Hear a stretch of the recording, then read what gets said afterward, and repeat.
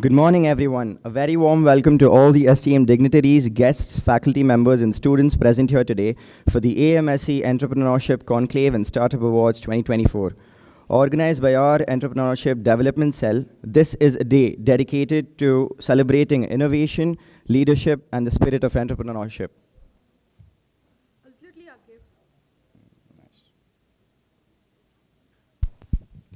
Absolutely, Akif. We are thrilled to have all of you here with us today to witness the momentous event and to hear from some truly inspiring speakers.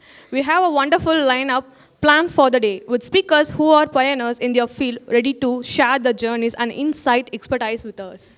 To begin our program with blessings, we will have a Khairat recitation and its translation by Mr. Aziz from 3rd year Mechanical Department and Mr. Mu'ath Rifat from 3rd year ECE. Please.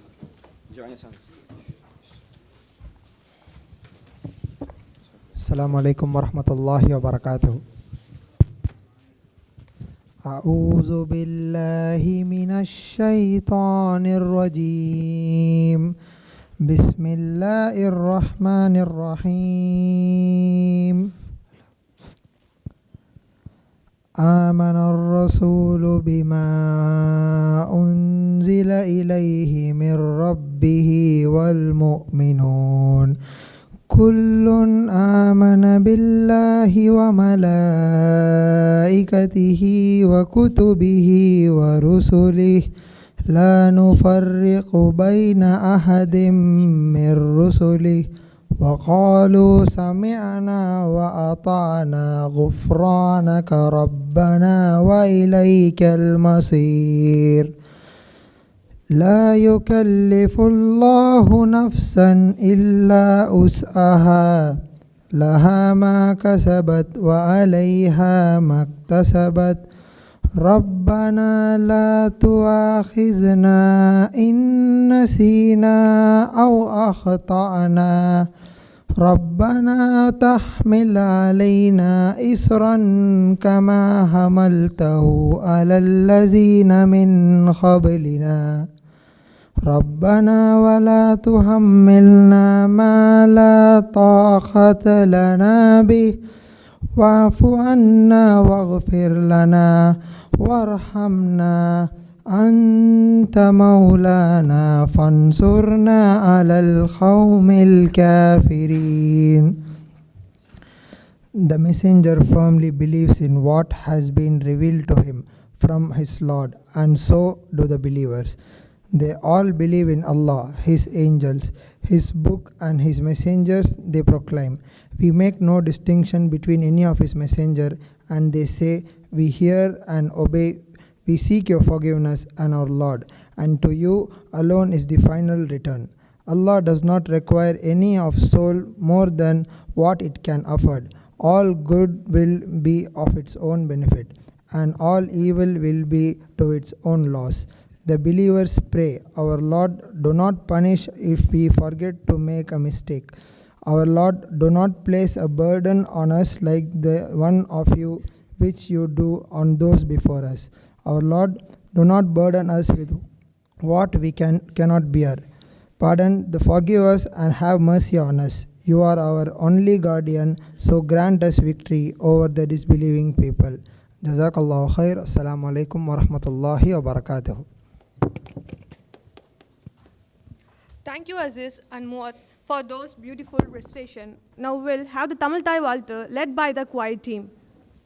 நீராறும் கடலுடுத்த நிலமடந்த கெழிலொழுகும் சீராறும் வதனமென திகழ் பரத கண்டமிதில் தெக்கணமும் அதிசிறந்த திராவிடனல் திருநாடும் தர்க்க சிறு பிறை நுதலும் தரித்தனரும் திலகமுமே அத்திலக வாசனை போல் அனைத்துலகம் இன்பமுற எத்திசையும் புகழ் மணக்க இருந்த பெரும் தமிழனங்கே தமிழனங்கே உன் சீரிலமை திறம் வியந்து செயல் மறந்து வாழ்த்துதுமே வாழ்த்துதுமே வாழ்த்துதுமே. Thank you, core team, for that soul-stirring rendition. We now invite our respected principal, Professor Dr. P. Marimathu sir, to deliver the welcome address. Most respected our beloved secretary and correspondent, most respected our CEO, most respected our chief guest and awardees, our advisor, vice principal, HODs of all department, faculty members, students, friends, very good morning. In spite of very busy schedule, our secretary and correspondent is with us to preside over the entrepreneurship conclave today. So on behalf of all the team members of conclave and on my own behalf, I wholeheartedly welcome our beloved secretary and correspondent. Welcome you, sir. And also I welcome our CEO. Welcome you, sir.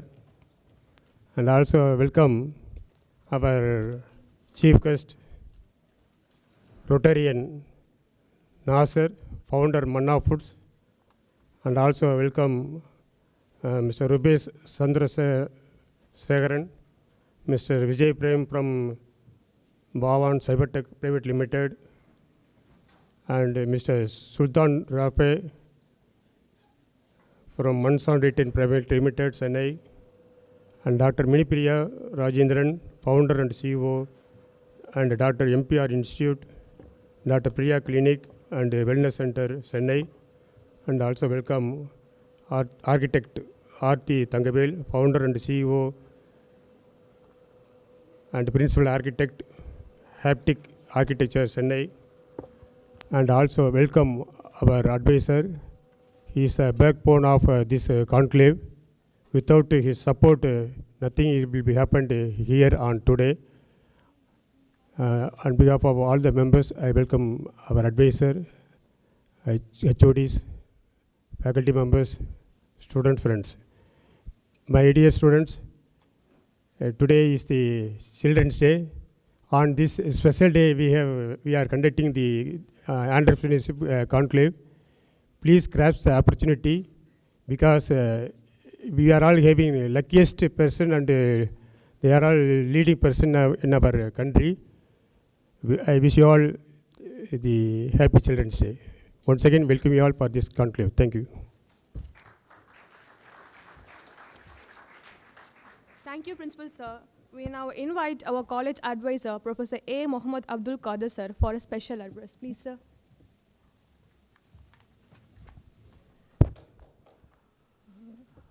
எல்லா புகழும் இறைவனுக்கே. அஸ்ஸலாமு அலைக்கும் வரஹமத்துல்லாஹி வபரகாத்துஹு.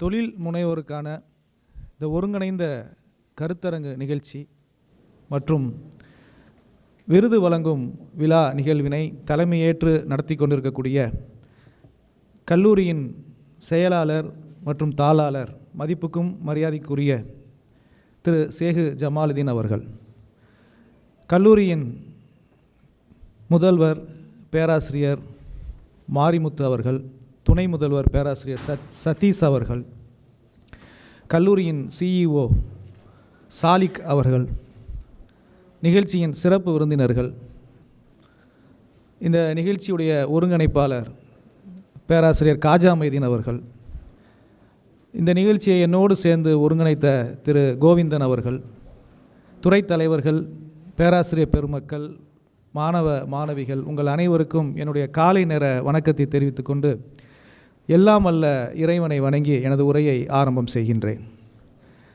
இந்த நிகழ்ச்சியுடைய சிறப்பு விருந்தினர் திருநெல்வேலி மாவட்டம் பாளையங்கோட்டை பகுதியிலே பிறந்து உழைப்பால் உயர்ந்தவர். இன்று தமிழ்நாடு மட்டுமல்ல பல மாநிலங்களிலே அவருடைய உணவுப் பொருள் பலருக்கும் காலை உணவாக இருந்து வருகின்றது. மருத்துவர்கள் கூட இவருடைய பொருளை பரிந்துரை செய்யும் அளவுக்கு உழைப்பால் உயர்ந்தவர். மன்னா ஃபுட்ஸ் என்று சொல்லக்கூடிய பிரபலமான அந்த சத்து உணவு பொருளுடைய ஃபவுண்டராக, நிறுவனராக இருந்து கொண்டிருக்கக்கூடிய மதிப்புக்கும் மரியாதைக்கும் உரிய ரொட்டேரியன் திரு நாசர் அவர்களை கல்லூரி நிர்வாகத்தின் சார்பாக வருக வருக என்று வரவேற்கின்றேன்.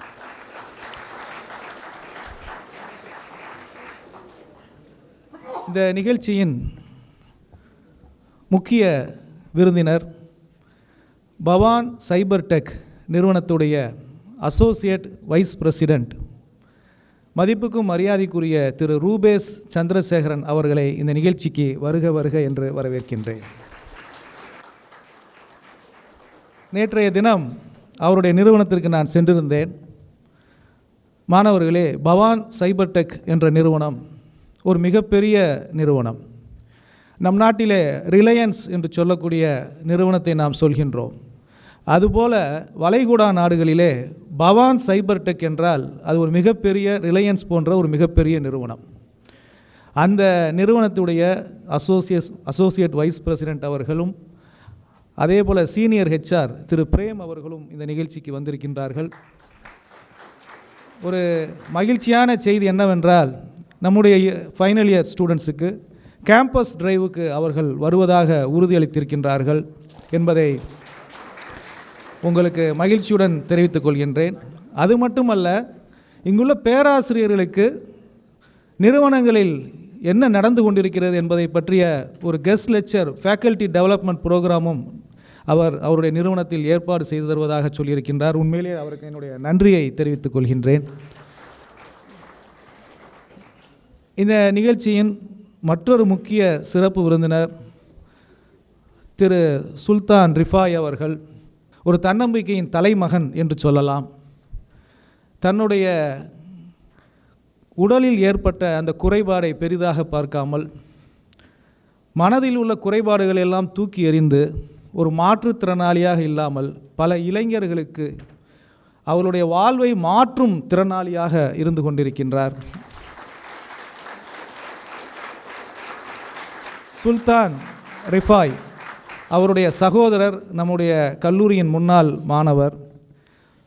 ஒரு உடை சார்ந்த ஒரு தொழிலை அவர் செய்து கொண்டிருக்கின்றார். சூப்பர் லைஃப் என்று சொல்லக்கூடிய நிறுவனத்தின் ஃபவுண்டர் சிஇஓவாக இருந்து கொண்டிருக்கின்றார். அவரை கல்லூரியின் நிர்வாகத்தின் சார்பாக வருக வருக என்று வரவேற்கின்றேன். இந்த நிகழ்ச்சியின் மற்றொரு விருந்தினர் திருமதி செல்வி ஆர்த்தி அவர்கள் ஒரு ஆர்கிடெக்ட் நிறுவனத்தை நடத்தி கொண்டிருக்கின்றார். சன் தொலைக்காட்சியிலே சமீபத்திலே அவருடைய நிறுவனத்தை பற்றி ஒரு சிறப்பு பார்வை ஒளிபரப்பினார்கள்.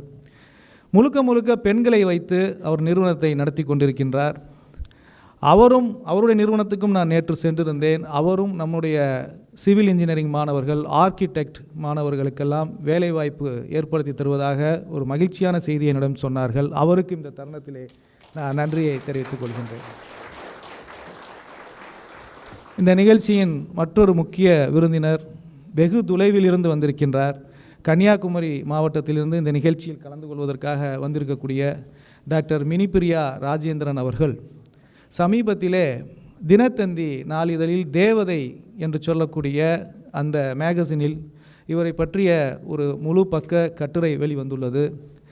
அவர் முனைவர் பட்டம் பெற்றது மட்டுமல்லாமல் பல இளைஞர்களை தொழில் முனைவராக உருவாக்கி கொண்டிருக்கின்றார். இயற்கை மருத்துவம் சார்ந்த நிறுவனத்தையும் கல்வி நிறுவனங்களையும் அவர் நடத்தி கொண்டிருக்கின்றார். அவர் இந்த நிகழ்ச்சிக்கு வந்தமைக்கு நன்றியை தெரிவித்து அவரை வரவேற்கின்றேன்.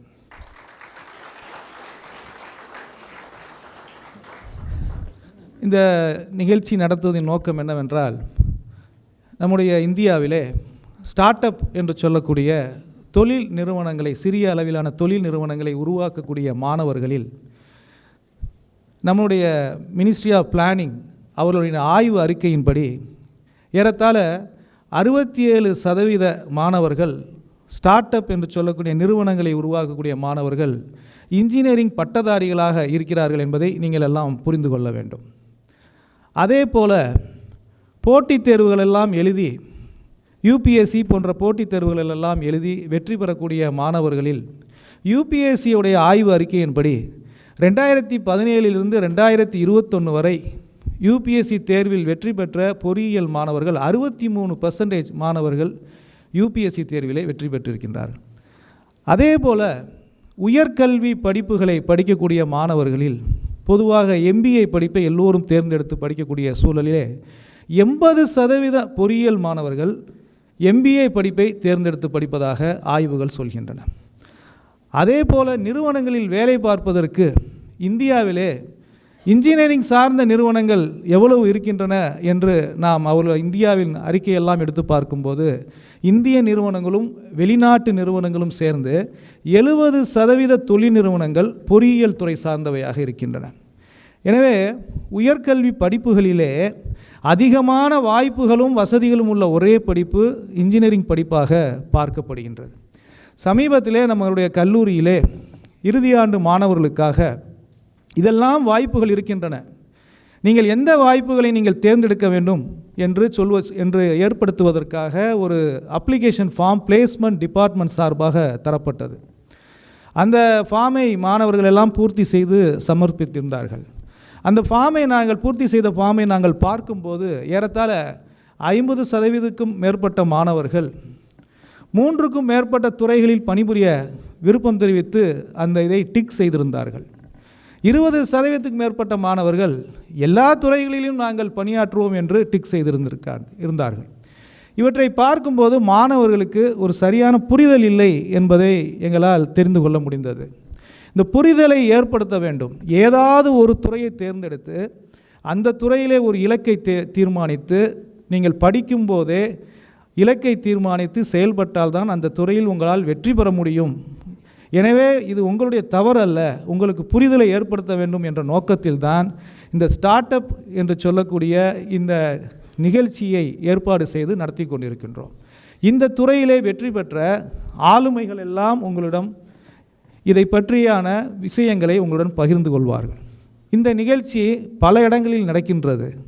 இது ஒரு மிக முக்கியமான வாய்ப்புள்ள நிகழ்ச்சி. இந்த நிகழ்ச்சியின் மூலமாக கலந்து கொண்ட மாணவர்களில் ஒரு 10 மாணவர்கள் நீங்கள் ஸ்டார்ட் அப்பை ஆரம்பித்து வெற்றி பெற்றாலும் இது கல்லூரியின் மிகப்பெரிய வெற்றியாக நான் கருதுகின்றேன். இப்படி ஒரு நிகழ்ச்சி நடத்த வேண்டும் என்று உடனே நம்முடைய கல்லூரி செயலாளர் தாளாளர் அவரிடம் அனுமதி கேட்டபோது மாணவர்களின் முன்னேற்றத்திற்காக எந்த நிகழ்ச்சியை நடத்துவதாக இருந்தாலும் உடனே நடத்துங்கள் என்று அனுமதி அளித்தார். அவருக்கு இந்த தருணத்தில் என்னுடைய நன்றியை தெரிவித்துக் கொள்கின்றேன். நம்முடைய செயலாளர் அவர்களுக்கும் இந்த நிகழ்ச்சிக்கும் ஒரு மிகப்பெரிய தொடர்பு உள்ளது. அவரும் ஒரு தொழில் முனைவோர் தான். நான் ஒரு எழுத்தாளராக ஒரு புத்தகம் ஒன்றை எழுதியிருக்கின்றேன். வெற்றியின் முகவரி என்ற ஒரு புத்தகம். 25 ஆளுமைகளை பற்றி சாதித்த சாதனையாளர்களை பற்றி எழுதியிருக்கின்றேன். அந்த 25 சாதனையாளர்களில் மதிப்புக்கும் மரியாதைக்குரிய நம்முடைய செயலாளரும் ஒருவராக இடம்பெற்றிருக்கிறார் என்பதை உங்களிடம் சொல்லிக்கொள்ள நான் பெருமைப்படுகின்றேன். திரு சேகு ஜமாலுதீன் அவர்கள் கீழக்கரையில் பிறந்து ஹமீதியா என்ற ஒரு பள்ளியிலே படித்து கல்லூரியிலே ஜமால் முகமது கல்லூரியிலே அவர் படிக்கும்போதே மாணவருடன் சேர்ந்து சிறிய சிறிய தொழில்களை அவர் செய்திருக்கின்றார். அதில் கிடைக்கக்கூடிய வருவாயை வைத்து அவர் கல்லூரி கட்டணமெல்லாம் செலுத்தி பெற்றோர்களை சிரமப்படுத்தாமல் அவரே கட்டணங்களை செலுத்தி அவர் படித்திருக்கின்றார். அந்த தொழில் அனுபவங்கள் தான் அடுத்தடுத்து அவர் வேலை பார்த்த நிறுவனங்களில் அவற்றையெல்லாம் செயல்படுத்தி அர்ப்பணிப்பு உணர்வுடன் செயல்பட்டதால் தான் இன்று இவர் உயர்ந்த மனிதராக இன்று திகழ்ந்து கொண்டிருக்கிறார் என்பதை நீங்கள் எல்லாம் தெரிந்து கொள்ள வேண்டும். அப்படி இந்த நிகழ்ச்சியிலே எல்லோரும் தொழில் முனைவர்களாக இருந்து உங்களுக்கு அதற்கான வாய்ப்புகளையும் வசதிகளையும் சொல்லப் போகின்றார்கள். இவற்றையெல்லாம் நீங்கள் குறிப்பெடுத்து கொண்டு நீங்களும் ஒரு மிகப்பெரிய தொழில் முனைவோராக உருவாக எல்லாம் அல்ல இறைவனை வேண்டிக் கொண்டு எனது உரையை நிறைவு செய்கிறேன். நன்றி. அஸ்ஸலாமு அலைக்கும். வணக்கம்.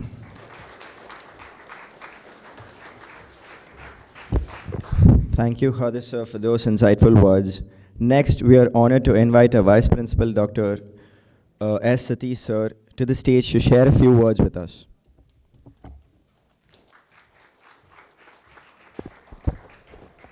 So very good morning.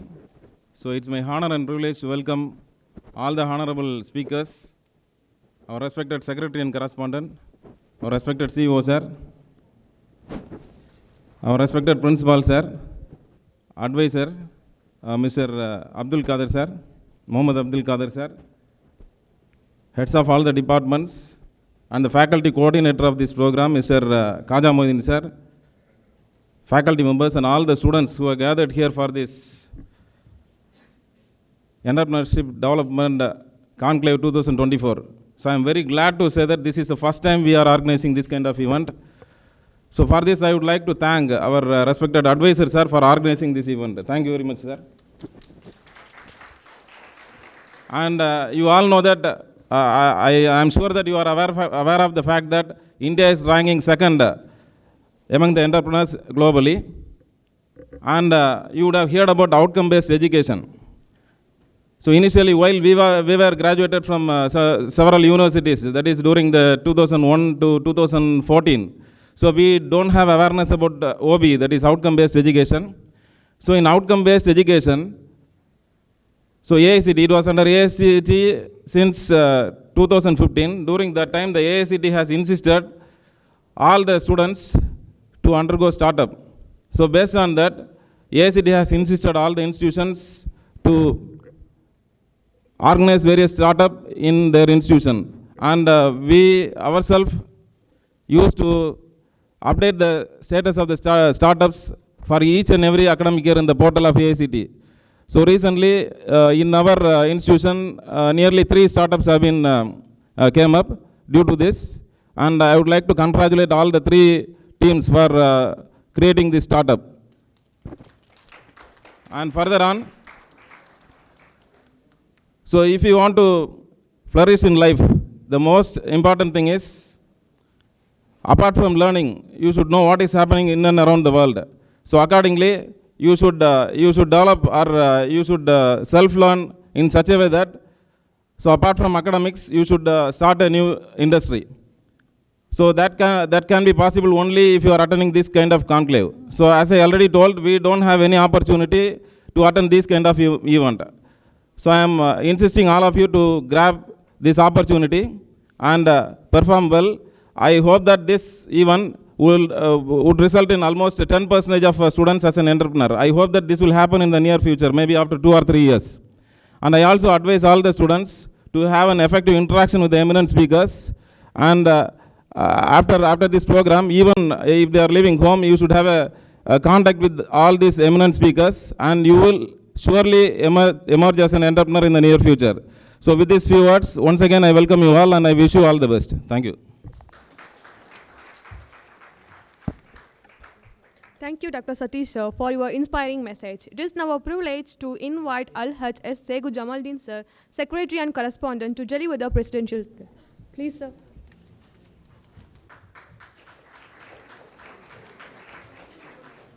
பிஸ்மில்லாஹிர்ரஹ்மானிர்ரஹீம்.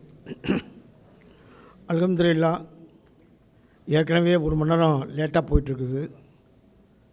அதனால் எல்லாரையும் பேர் சொல்லி நான் நினைவுபடுத்துவதற்கு பதிலாக உங்கள் எல்லாரையும் என் நினைவில் கொண்டு பேச்சை ஆரம்பிப்பதில் மகிழ்ச்சி அடைகின்றேன்.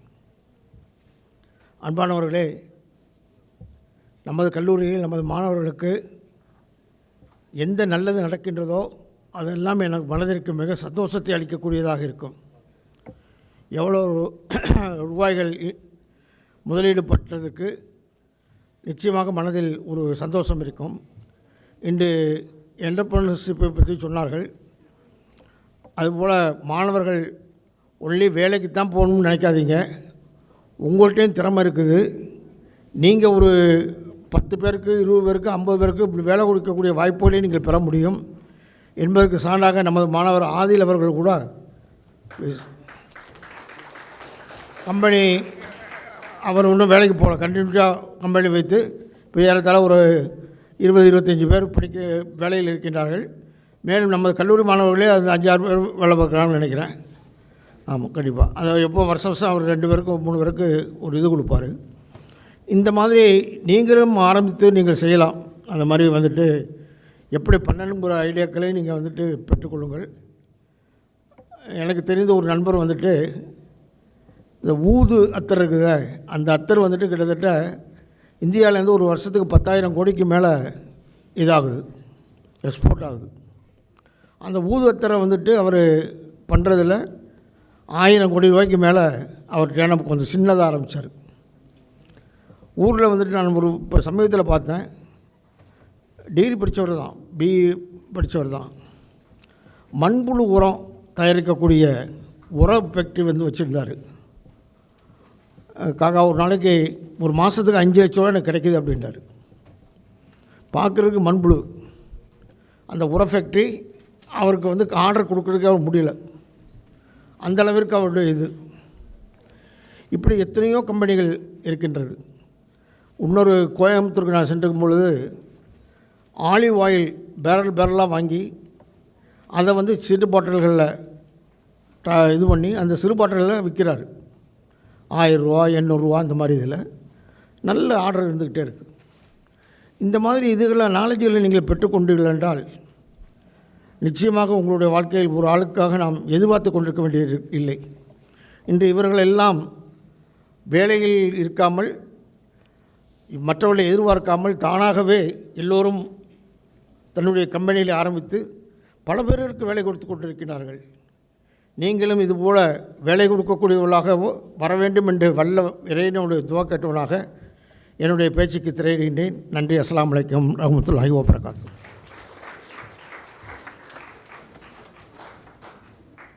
Thank you, sir, for gracing us with your powerful words.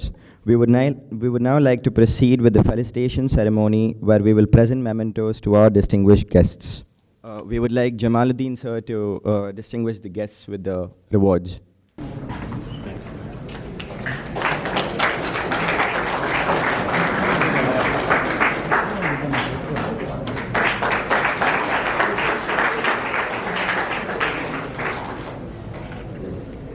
Thank you, sir, for the mementos.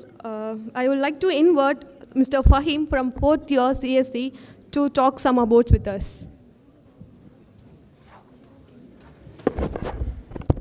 Ladies and gentlemen, it's our great honor to welcome our esteemed chief guest, RTN ISA K. Nazar, sir, a visionary in the health and wellness industry.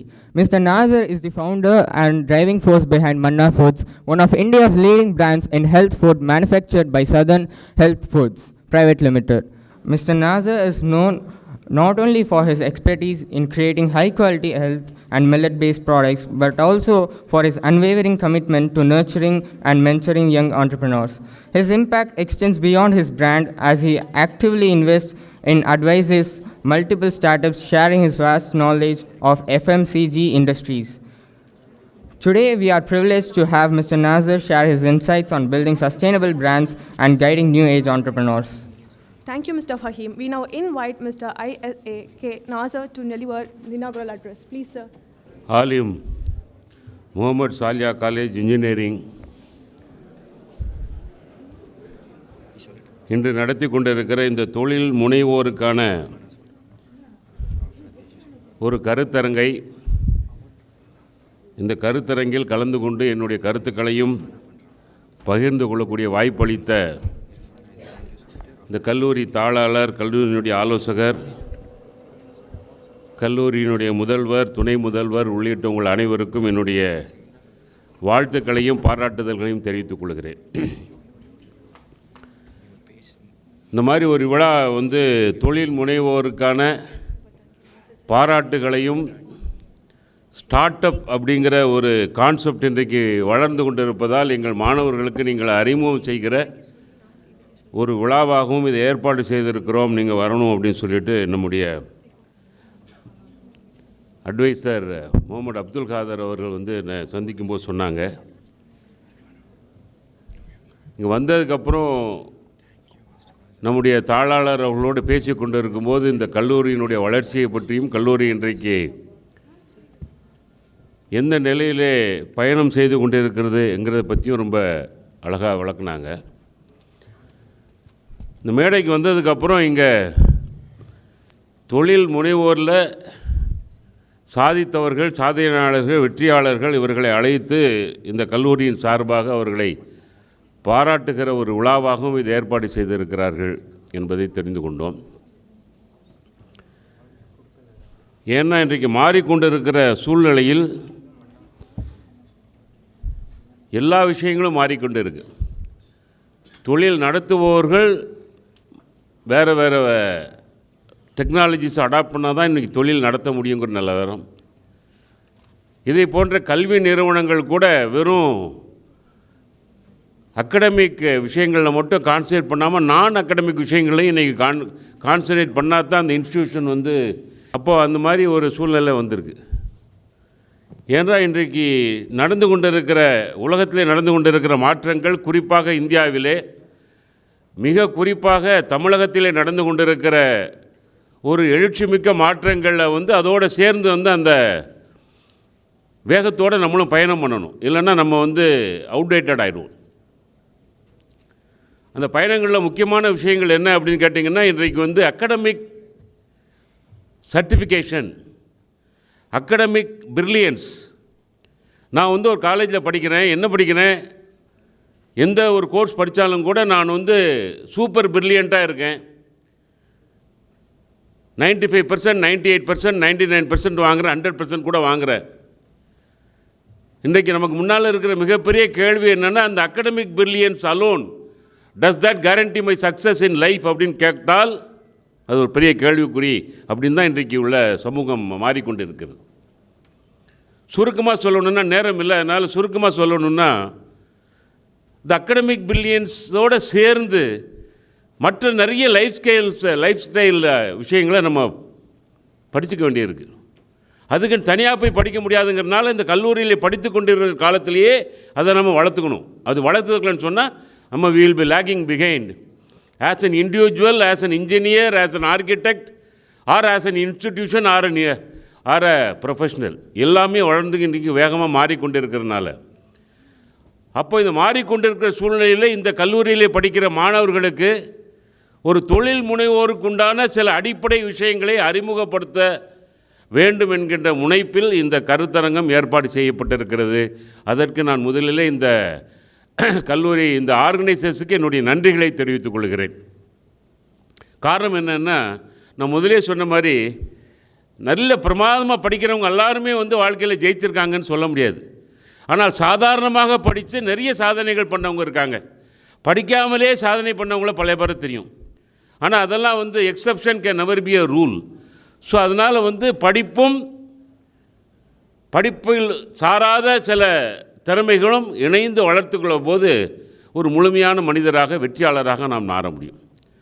ஏன்னா படிக்கிற காலத்தில் இருக்கிற அந்த academic பிரில்லியன்ஸை, அந்த academic ஸ்டடீஸில் நம்ம வாங்குகிற mark, concentration, நம்ம கிடைக்கிற சர்டிஃபிகேஷன், மரியாதை, அது வேறு. ஆனால் நீங்கள் வந்து சந்தை மார்க்கெட்டுக்குள்ளே போயிடுறீங்க. As an engineer, as a architect, as a professional, ஏதோ ஒரு வகையில் மார்க்கெட்டுக்குள்ளே போயிட்டீங்கன்னா அங்கே போட்டிகளே வேறு, அங்கே உள்ள நிலவரமே வேறு. அந்த நிலவரத்துக்கு உங்களை தயார்படுத்தணும் அப்படின்னு சொன்னால் படிப்பு மட்டும் காணாது. அப்படிங்கிறது தான் இந்த கருத்தரங்குடைய நோக்கம். கரெக்டாக சார்? அதான் நான் ப்ரொஃபஸர் அப்துல் காதர் சார்கிட்ட பேசும்போது அவர் அட்வைஸர் சொன்னார், இதுதான் இது ஒரு அறிமுகப்படுத்துகிற ஒரு கூட்டம் தான், இது மாதிரி நிறைய நடக்கும் அப்படின்னு சொன்னார். ஸோ இப்போ நான் பல கல்லூரிகளில் போய் பேசுகிற போது இன்றைக்கி இருக்கிற மிகப்பெரிய சவால் என்னன்னு கேட்டிங்கன்னா, படிச்சிடுறாங்க குழந்தைங்க, நிறைய மார்க் எடுத்துடுறாங்க. ஆனால் மார்க்கெட்டுக்குள்ளே போகும்போது திணறாங்க. ஏன் காரணம் என்ன? ஸோ என்னுடைய காலத்தில் வந்து ஒரு பல 100, 1000 பேருக்கு நான் இன்டர்வியூ பண்ணியிருக்கேன், அவங்கள்ட்டலாம் பேசியிருக்கேன். வேலைக்கு எடுக்கிறதுக்காக அவங்களோட பேசுகிற போது என்ன தெரியுதுன்னா, நல்லா படித்து நல்ல மார்க் வச்சுருக்காங்க, நல்ல சர்டிஃபிகேட் வச்சுருக்காங்க, நல்ல இன்ஸ்டியூஷனில் படிச்சிருக்காங்க, நல்ல அறிமுகம் இருக்குது. ஆனால் அதை தாண்டின சில விஷயங்கள் ப்ரொஃபஷ்னல் கேரியருக்குள்ளே போகும்போது தேவைப்படுது. முக்கியமாக வந்து கம்யூனிகேஷன் வந்து புக்வாம் எஜுகேஷனில் வராது. கம்யூனிகேஷன் வந்து நம்மளாக டெவலப் பண்ணால் தான் வரும். அப்போ அந்த கம்யூனிகேஷனுக்கு வந்து உங்களுக்கு வாய்ப்புகள் கிடைக்கணும். நான் வீட்லேயும் காலேஜ்லேயும் உட்காந்துருப்பேன், ஆனால் கம்யூனிகேஷனில் நான் வந்து பெரிய விற்பனராக, நான் வந்து பெரிய கம்யூனிகேட்டராக வரணுன்னா வர முடியாது. அதுக்கு நம்மளாக ஒர்க் பண்ணணும். காலேஜ் சொல்லிக் கொடுக்க மாட்டாங்க. அது காலேஜ் விஷயத்தை தாண்டி, ஸ்கூல் விஷயத்தை தாண்டி, as a communicator you have to communicate better and you have to practice that communication. அந்த கம்யூனிகேஷன் வேணும்னா நம்ம என்ன லாங்குவேஜில் பேசுகிறோமோ அந்த லாங்குவேஜில் ஒரு ஆளுமை வேணும். அப்படி இல்லைன்னா கம்யூனிகேஷன் வராது. தமிழில் பேசுகிறவங்க பார்த்திங்கன்னா ரொம்ப பிரமாதமாக பேசுவாங்க. அவங்களை கொண்டு போய் ஒரு இங்கிலீஷ் மேடையில் விட்டிங்கன்னா தடுமாறுவாங்க. இங்கிலீஷில் நல்லா பேசுகிறவங்களை கொண்டு போய் தமிழ் மேடையில் விட்டிங்கன்னா தடுமாறுவாங்க.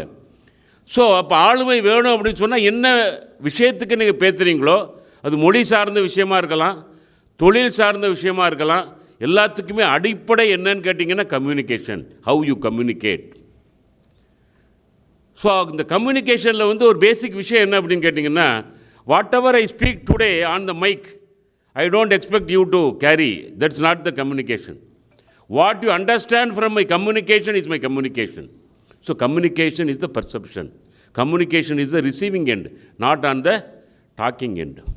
ஸோ அந்த கம்யூனிகேஷனை வந்து நீங்கள் டெவலப் பண்ணி, ஏன் இந்த கம்யூனிகேஷன் பற்றி பேசுகிறேன்னா, இன்றைக்கி நான் யோசிச்சுட்டே இருந்தேன், இவ்வளோ நேரம் ஆயிடுச்சு, என்ன பேசுகிறது, தொழிலை பற்றி பேசுகிறதா, நான் வந்து பாதையை பற்றி பேசுகிறதா, நான் பார்த்த சேலஞ்சஸை பற்றி பேசுகிறதா, நமக்கு விழுந்த அடியை பற்றி பேசுகிறதா, வெரைட்டி அடித்தாங்களே அதெல்லாம் பேசுகிறதெல்லாம் யோசித்தேன்.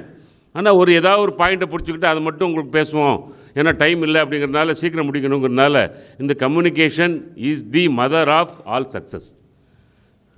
இங்கே உட்கார்ந்துருக்கவங்க வெற்றியாளர் அத்தனை பேர்ட்டையும் கேட்டுங்க. They are able to communicate what they do. They are able to, in various forms, not only the oral communication. It can be your designing communication, it can be your ideation communication, it can be your drawing communication, it can be of any form of communication, but the success will depend on the way you communicate. So அந்த கம்யூனிகேஷனை வந்து நம்ம develop பண்ணணும்னு சொன்னால், நம்ம நிறைய விஷயங்கள், படிப்பை தாண்டிய விஷயங்களில் கவனம் செலுத்தணும். நிறைய படிக்கணும், நிறைய பேசணும், நிறைய விவாதங்கள் பண்ணணும். மூளையே எப்போ ஆக்டிவேட் ஆகுதுன்னு சொல்கிறான்னா, நமக்குள்ளே கேள்வி கேட்டு பதில் சொல்லும் போது தான் மூளையே ஆக்டிவேட் ஆகுதுன்னு சொல்கிறாங்க. அப்போ வந்து கேள்விகள் நமக்குள்ளே கேட்டுகிட்டே இருக்கணும்னு சொன்னால், நம்ம நிறைய படிக்கணும், நிறைய பார்க்கணும். திருவள்ளுவர் அழகாக சொல்கிறார், தொட்டனை தூறும் மணற்கேணி மாந்தர்க்கு கற்றனை தூறும் அறிவு. 5 அடி தோண்டினீங்கன்னா 5 குடம் தண்ணி கிடைக்கும். 50 அடி தோண்டினீங்கன்னா 100 குடம் தண்ணி கிடைக்கும். 100 அடி தோண்டிங்கன்னா 500 குடம் தண்ணி கிடைக்கும். ஸோ இது உதாரணத்துக்காக சொல்கிறேன். அப்போ வந்து நீங்கள் எவ்வளோ படிக்கிறீங்களோ, எவ்வளோ விவாதிக்கிறீங்களோ, எப்படியெல்லாம் அறிவை வளர்த்துக்கிறீங்களோ, அதை பொறுத்து உங்களுடைய வளர்ச்சி இருக்கும், உங்களுடைய ஆளுமை இருக்கும் அப்படின்னு சொல்கிறார். தொட்டனை தூறும் மணற்கேணி மாந்தர்க்கு கற்றனை தூறும் அறிவு. படித்தவங்க அத்தனை பேரும் ஜெயிக்கிறதில்ல.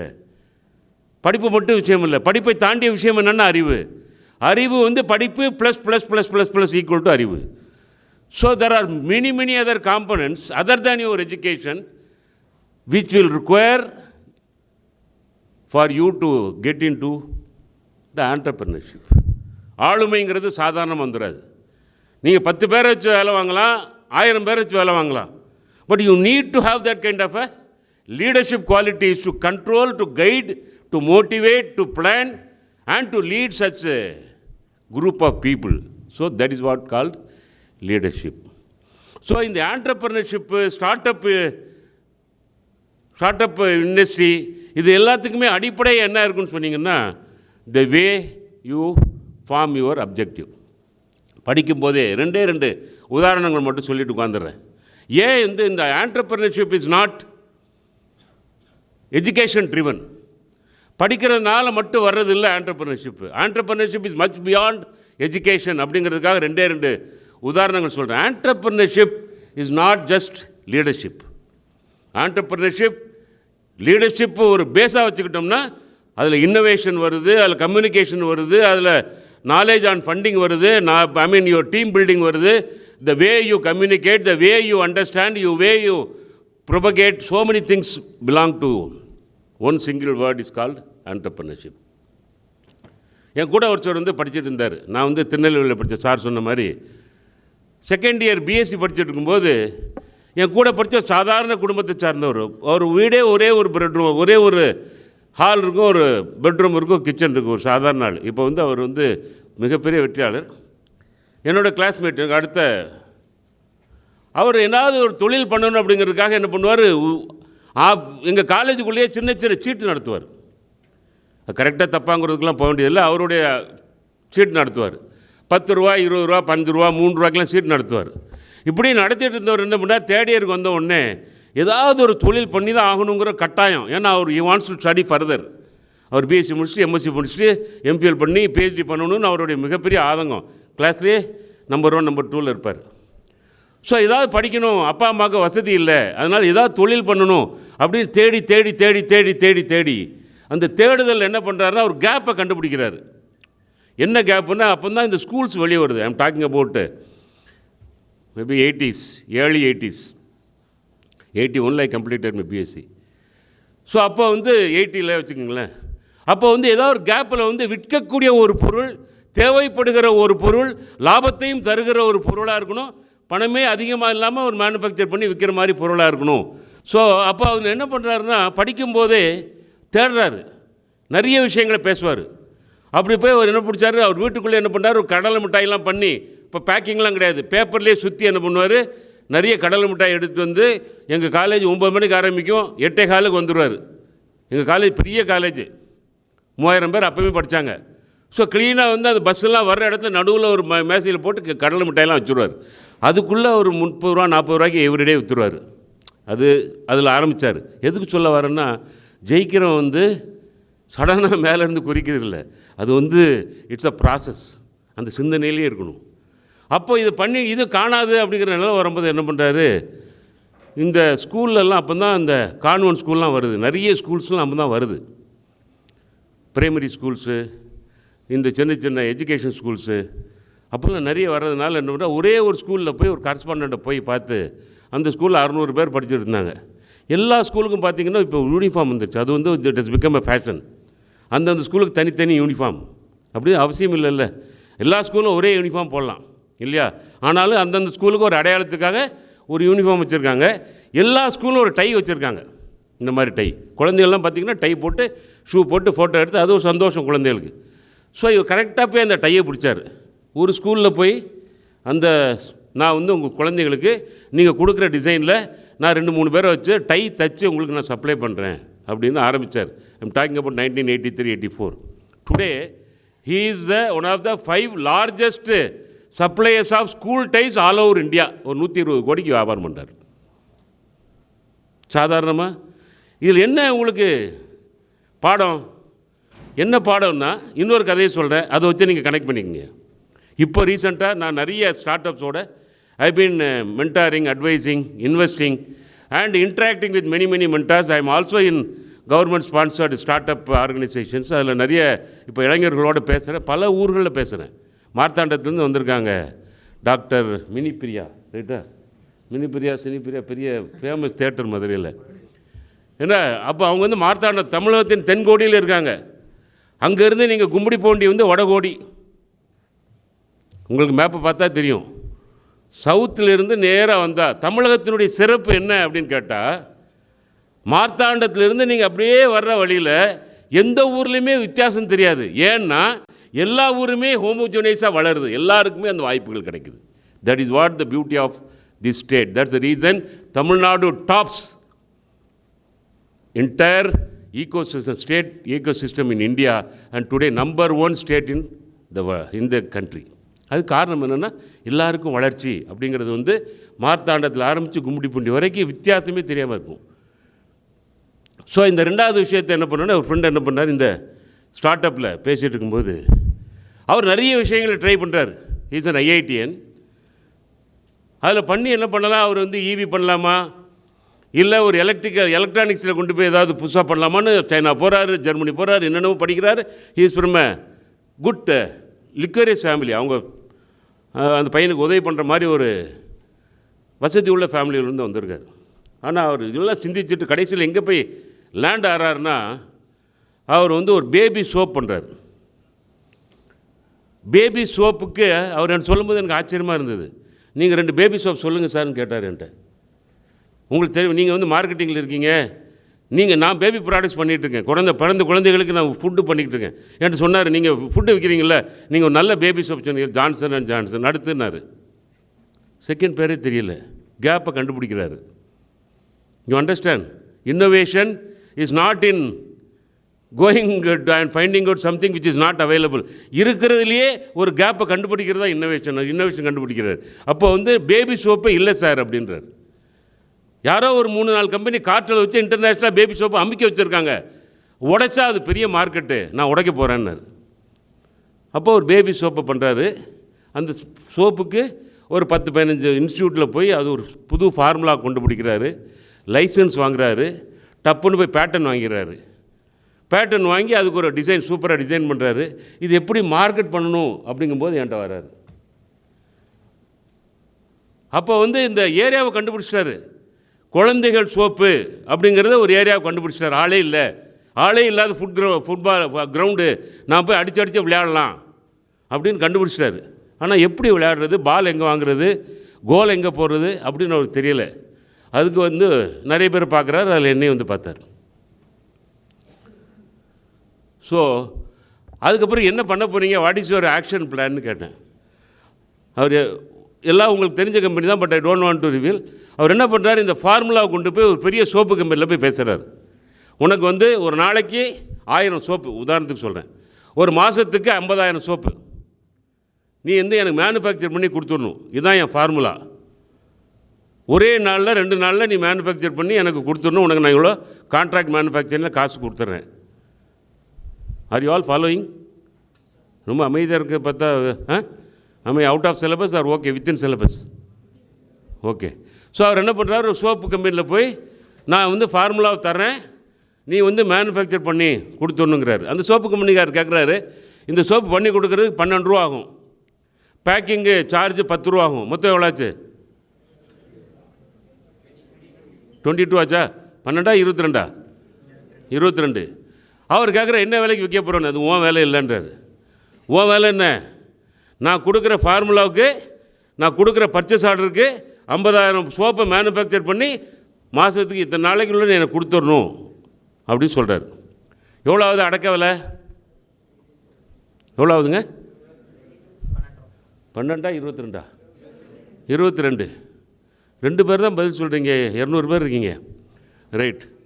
ஸோ அப்போ 22 ரூபா ஆகுது. நான் கேட்டேன் அவர்கிட்ட என்ன விலைக்கு வைக்க போகிறேன்னு. 210 ரூபான்னாரு. எவ்வளோ சொன்னார்? 210 ரூபா. ஏன் 210 ரூபான்னு?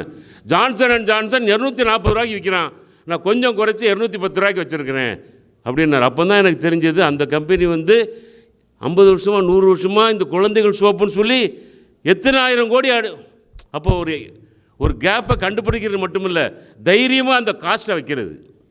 That is what called value addition in FMCG industry.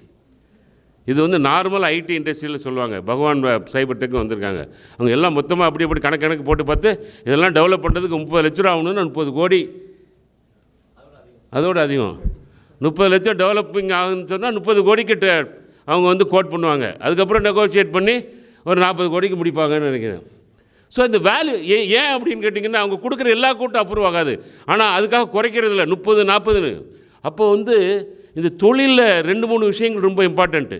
ஒன்று கேப்பை கண்டுபிடிக்கிறது, இன்னொன்று தேவைகளை கண்டுபிடிக்கிறது.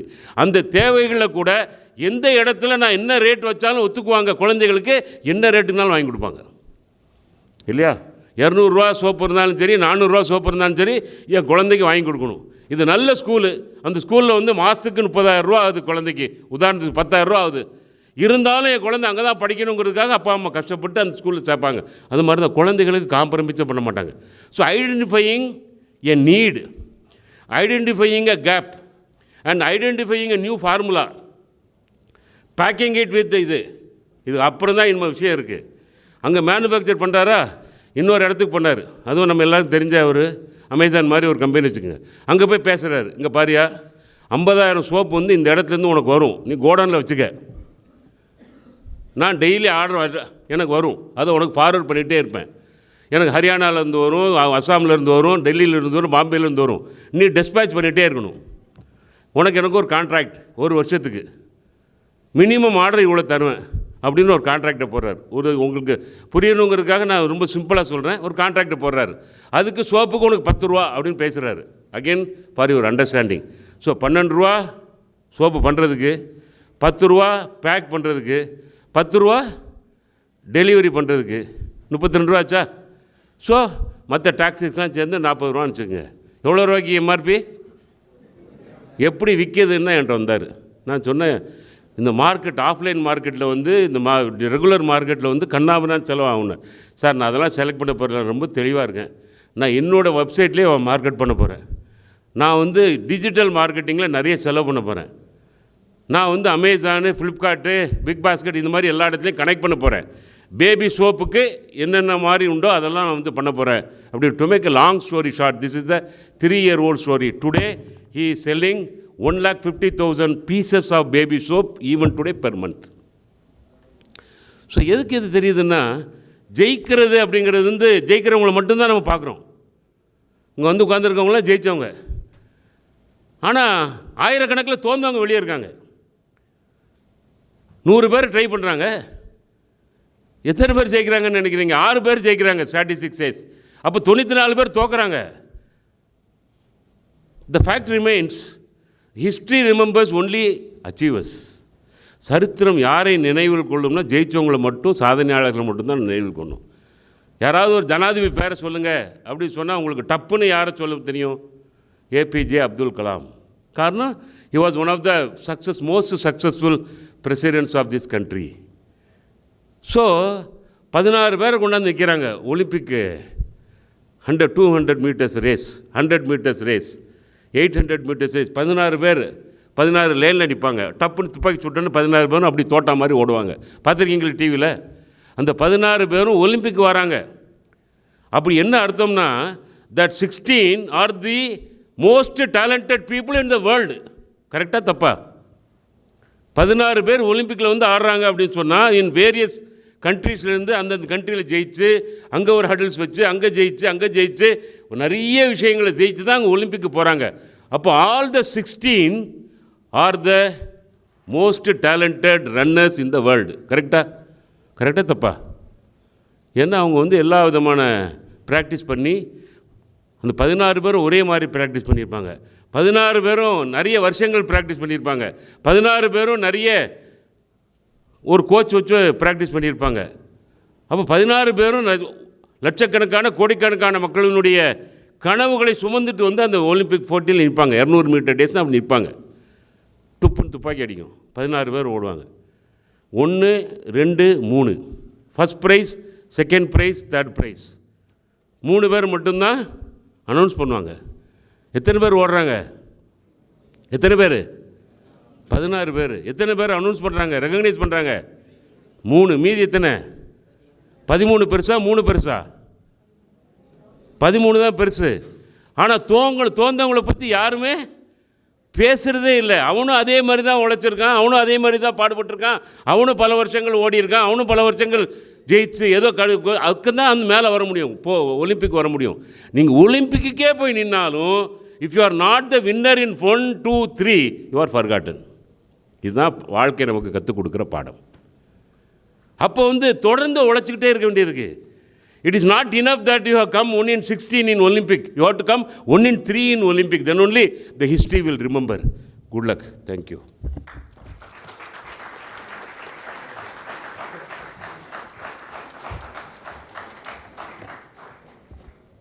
Thank you, Mr. Nazar sir, for the enlightening inaugural address. Now, we come to one of the highlights of this gathering, a chance to honor and celebrate our distinguished chief guests who have graced our with their presence today. We invite Al-Hajj Segu Jamaluddin to the stage to present our token of appreciation. First up, we are thrilled to call upon Mr. Rupesh Chandrasekharam. We honor your dedication and commitment, sir. Let us give him a big round of applause.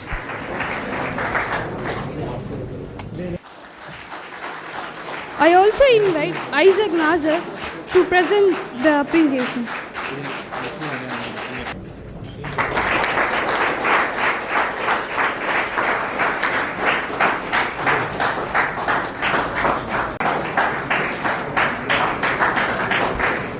I would like to call upon Mr. Sultan Rifai.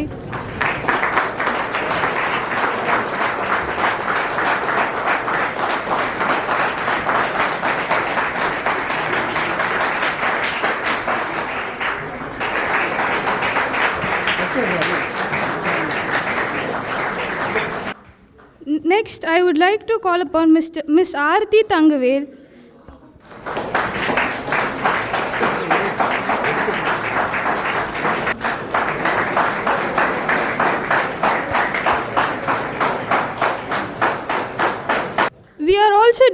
to recognize Ms. Minipriya Rajendran.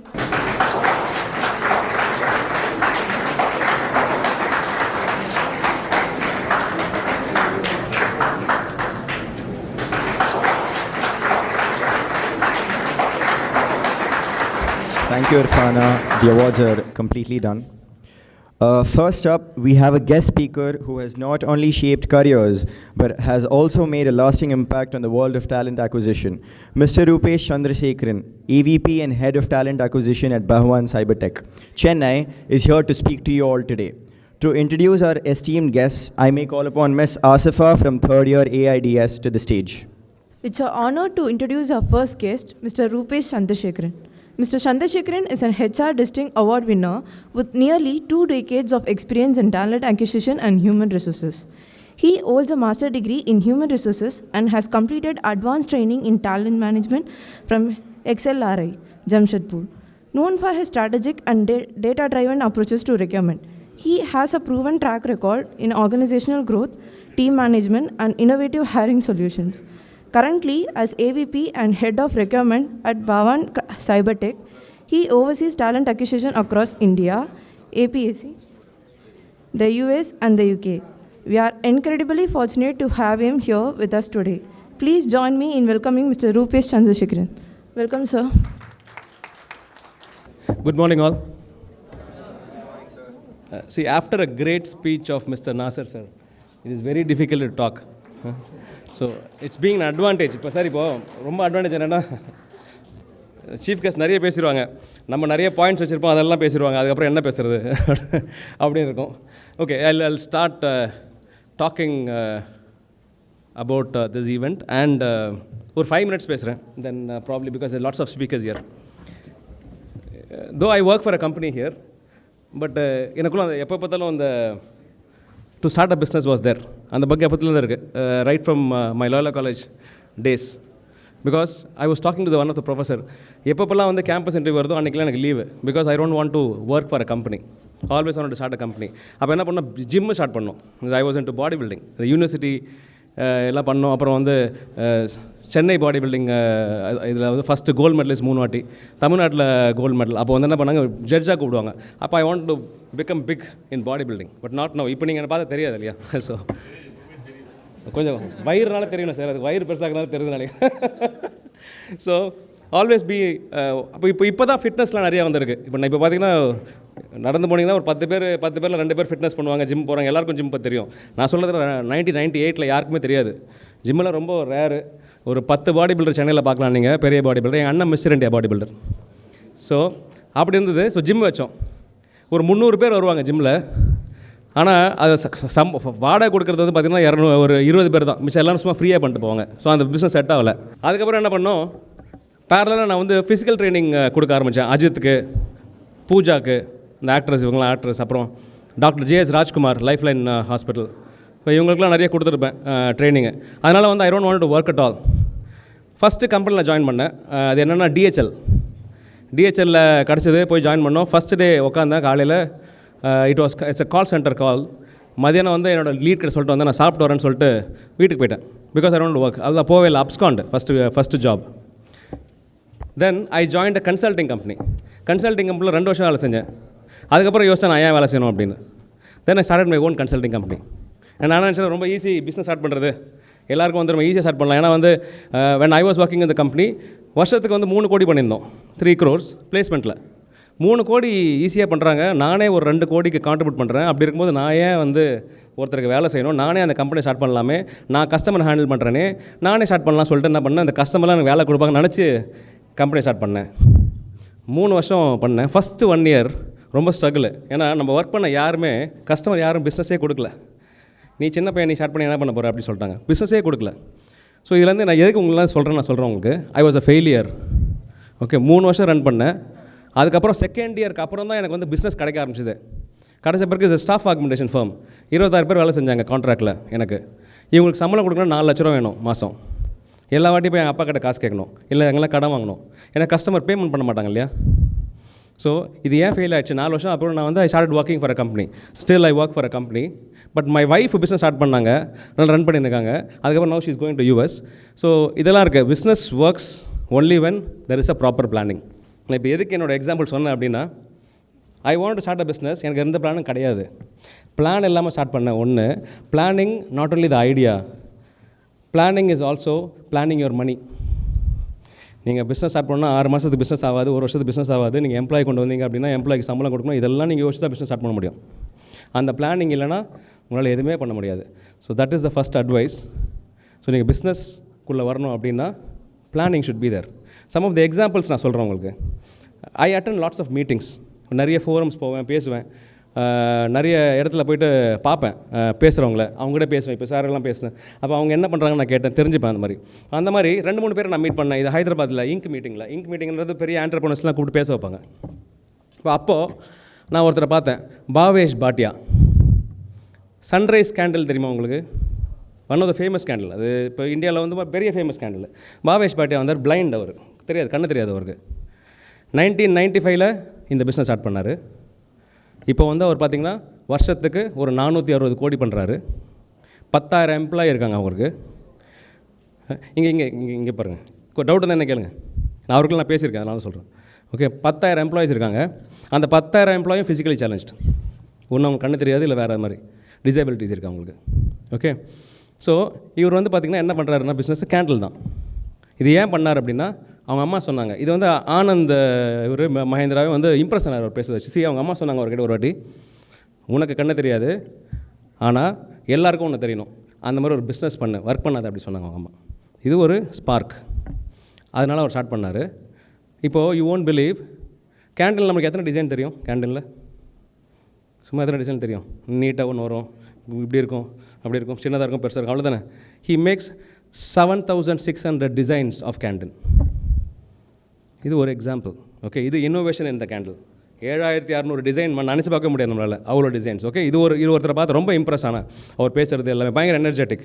Okay, பயங்கர employee friend, அதாவது people man. அவர் ரொம்ப ஈஸியாக gel அவர். அது ஒரு எக்ஸாம்பிளாக நான் அவரை பார்த்தேன், ரொம்ப நல்லா இருந்தது. ரெண்டாவது வந்து அங்கித்னு ஒருத்தர் மீட் பண்ணேன். Ankit is an accidental, even பாவேஷும் ஆக்சிடென்டல் ஆண்டர்பிரனர் தான். அங்கித் இங்க் மீட்டிங்கில் தான் பார்த்தேன் நான். அங்கித் என்ன பண்ணுறாருன்னா அகர்பத்தி பண்ணுறாரு.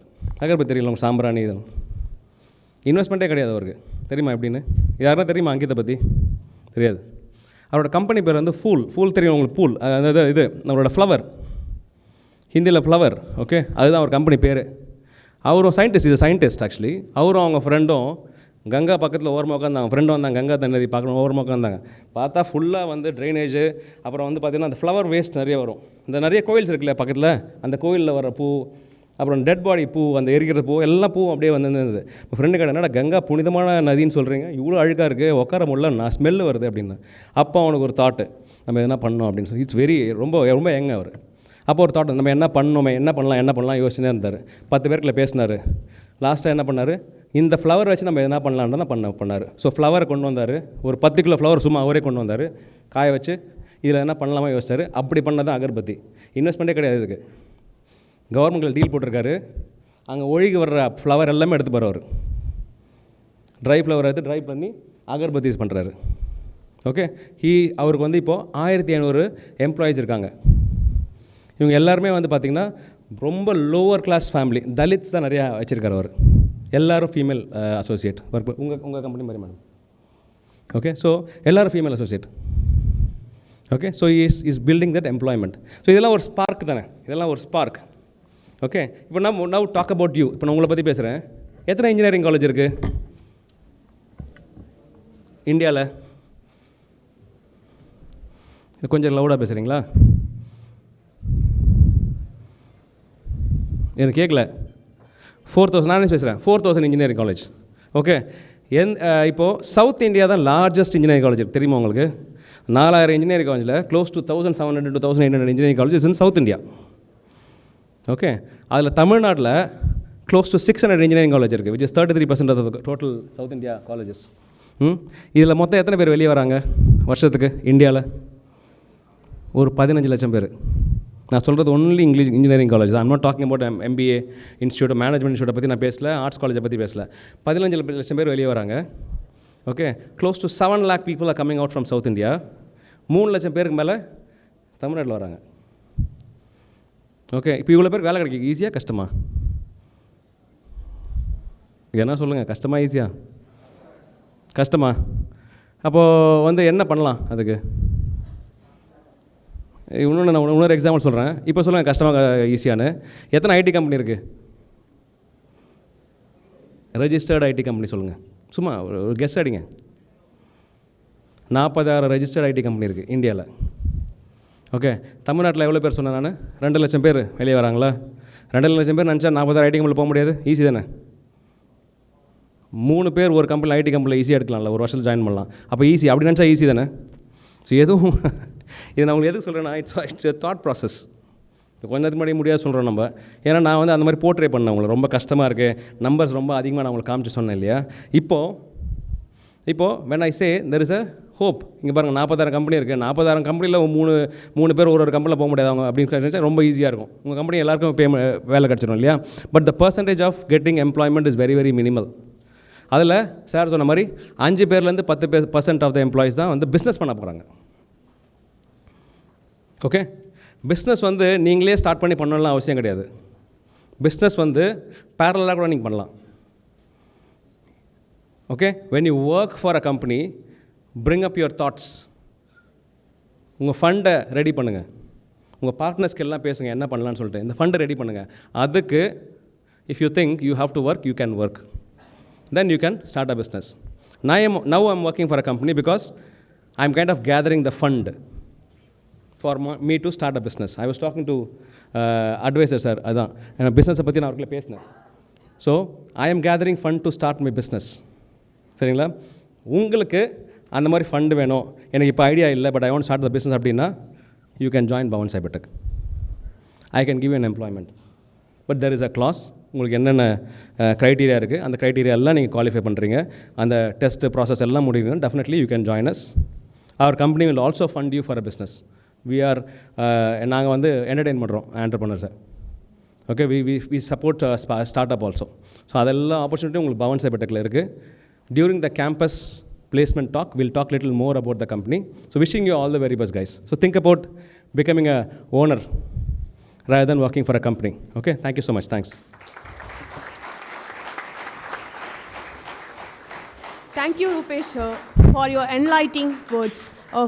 Our second speaker for today is Dr. Minipriya Rajendran, the founder of CEO of Dr. MPR Institute and Dr. Priya Clinic and Wellness Center. To introduce our esteemed speaker, invite Ms. Afra Tassim SR and Ms. Tejaswini G from 3rd year CSE department.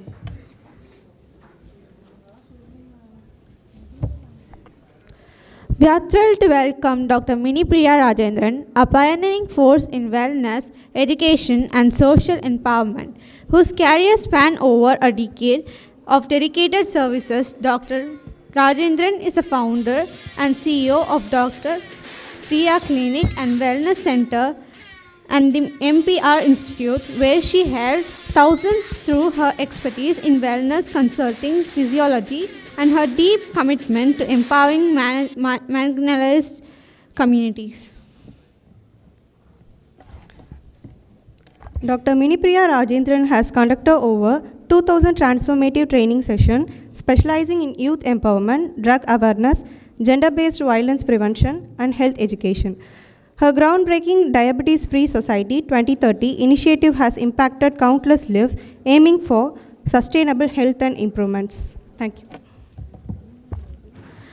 Dr. Rajendran is deeply involved with organizations like JCI Kozhikode and BNI Nanjal chapter, where she champions social causes including gender equality and elder care. She is also a prolific author with research published in high-impact journals such as International Journal of Nanomedicine. Today, we are honored to hear Dr. Minipriya Rajendran as she discusses wellness, social entrepreneurship, and impactful leadership. Thank you, Afra and Tejaswini. May I welcome ma'am, please.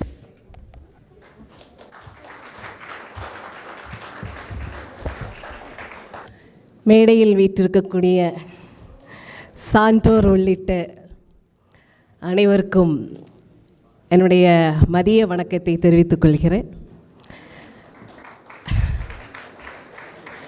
உண்மையிலே கொஞ்சம் நர்வஸாக தான் இருக்குது. Already sir சொன்னது மாதிரி ஒரு பெரிய ஜாம்பவான் பேசிட்டு போனதுக்கப்புறமும் ஒரு இளம் என்டர்ப்ரனர் இல்லையா, யங் என்டர்ப்ரனர், பெரிய அளவில் சாதிச்சிட்ருக்கக்கூடிய பர்சன். ஸோ அவருடைய ஷேரிங்க்கு அப்புறமும் நான் எந்த அளவில் தாக்கத்தை க்ரியேட் பண்ண முடியும்னு எனக்கு தெரியல. இருந்தாலும் ஒரு சில வார்த்தைகளை உங்ககிட்ட பேசுகிறதுல நான் ரொம்ப பெருமைப்படுறேன். இப்படி ஒரு அருமையான வாய்ப்பை எனக்கு அளித்த மேனேஜ்மெண்ட் அண்ட் இந்த விழாவை ஏற்பாடு செய்த அட்வைசர், பிரின்சிபல் உள்ளிட்ட உங்கள் அனைவருக்கும் என்னுடைய மனமார்ந்த நன்றியை தெரிவித்துக் கொள்கிறேன். ஏன்னு கேட்டீங்கன்னா, நார்மலாக ஒரு கான்க்ளேவ் அல்லது ஒரு கான்ஃபரன்ஸ் ஆர்கனைஸ் பண்ணி அவங்கள என்ன சொல்கிறது, ஒரு அவார்டு கொடுக்குறது அப்படின்றது ஒரு சாதாரண விஷயம் கிடையாது. பிகாஸ் அவங்கள நாலேஜ் ஷேர் பண்ண சொல்லலாம், ப்ரெசன்டேஷன் பண்ண சொல்லலாம், அண்ட் ஜஸ்ட் ஆனரிங் பண்ணுவாங்க இல்லையா, வருகை தந்தமைக்கு நன்றி அப்படின்னு. அதையும் தாண்டி அவார்டு, அதுவும் என்டர்ப்ரனர்ஷிப்போடைய எக்ஸலன்ஸ் அவார்டு வாங்குறதுன்றது இன்றைக்கி பெரிய விஷயம். ஸோ அதையும் சேர்த்து இன்றைக்கி இங்கே உட்காந்துருக்கக்கூடிய மாணவ கண்மணிகளை என்கரேஜ் பண்ணுறதுக்காகவும் இன்ஸ்பயர் பண்ணுறதுக்காகவும் அந்த முன்னெடுப்பு மிகவும் பாராட்டத்தக்கது. உண்மையிலே ரொம்ப சந்தோஷமாக இருக்குது. கன்னியாகுமரியில் இருந்த எனக்கும் அப்படி ஒரு பார்ட்டை கொடுத்ததில் ரொம்ப சந்தோஷம். ஸோ ஸ்பெசிஃபிக்காக நான் இங்கே பேசணும்னு என்ன நினைக்கிறேன் அப்படின்னா, இங்கே இருக்கக்கூடிய அடுத்த தலைமுறை என்டர்ப்ரனர்ஸ் சொல்லிடலாம் இல்லையா, இந்த தலைமுறைன்றது கூட சந்தோஷம்தான். யாருமே கனெக்டடாக இல்லை, இங்கே இருக்கக்கூடிய யார் கூடயும் கனெக்டடாக இல்லை. இது ஏதோ நாங்கள் வித்தியாசமான ஒரு உலகத்தில் உட்காந்துருக்கோம். நீங்கள் அந்த ஜாதி, நாங்கள் இந்த ஜாதி மாதிரி இல்லையா. நீங்கள் சாதித்தவங்களாக இருக்கீங்க, நீங்கள் அங்கே உட்காந்துருக்கீங்க, நாங்கள் எல்லாம் என்ன பண்ணோம் இங்கே உட்காந்துருக்குறோன்ற மாதிரி ஒரு கனெக்ஷன் இல்லாமல், இந்த விழாவுக்கு எனக்கு சம்பந்தமே இல்லைன்ற மாதிரி நீங்கள் உட்காந்துருக்கிறது உண்மையிலேயே வேதனையாக இருக்குது. உண்மையிலேயே வேதனையாக இருக்குது. இங்கே என்டர்ப்ரனர்ஷிப் சொல்லிகிட்டு இருக்காங்க, பிஸ்னஸ் சொல்லிகிட்டு இருக்காங்க இல்லையா. என்டர்ப்ரனர்ஷிப்பும் பிஸ்னஸும் ஒன்றா? நான் ஒரு 15 நிமிஷம் டைம் எடுத்துக்கிறேன். ரெண்டும் ஒன்றா? பேசணும். ரெண்டும் ஒன்றா இல்லை வேறு வேறையா? எப்படி சொல்கிறீங்க? பிஸ்னஸ்னா என்ன? யாராவது ஒருத்தர் சொல்லாமா? What is business? என்டர்ப்ரனர்ஷிப்னா சத்தமா, அதாவது தப்போ சரியோ சொல்கிறதுக்கு தைரியம் வேணும். என்டர்ப்ரனர்ஷிப் லீடர்ஷிப்பா? Okay fine. வேறு எதுவும் சொல்லுங்கள் தம்பி. பிஸ்னஸ்னா ஃபார் எக்ஸாம்பிள் ஒரு ஃபார்மர் ஒரு 5 ரூபீஸோடது 10 ரூபீஸ் விற்கிற மாதிரி. ஓகே. என்டர்ப்ரனர்ஷிப்னா they make and buy product. Okay. For example buying a fruit. Okay. making a buy product and selling it for 12 rupees. Okay. Okay fine. கிட்டத்தட்ட வந்துட்டார். ரொம்ப சிம்பிளாக 2 எக்ஸாம்பிளில் நான் புரிய வைக்கலாம்னு நினைக்கிறேன். ரத்தன் டாட்டா என்டர்ப்ரனரா பிஸ்னஸ்மேனா? ரத்தன் டாட்டா என்டர்ப்ரனரா பிஸ்னஸ்மேனா? பிஸ்னஸ்மேன் சொல்லக்கூடியவங்க ஹேண்ட் ரைஸ் பண்ணுங்க. இப்படின்னா ஹாஃப் என்டர்ப்ரனர் ஹாஃப் பிஸ்னஸ்மேனா? எப்படி? சரி, என்டர்ப்ரனர் இல்லை அப்படின்னு சொல்கிறீங்களா? அதுவும் சொல்ல மாட்டோம், ரெண்டுமே. Right. Ambani group of companies அதோடைய சிஇஓ அல்லது அவருடைய ஓனர் பிஸ்னஸ்மேனா இல்லை என்டர்ப்ரனர் சொல்கிறீங்க? அதையே டவுட்டில் இருக்கு.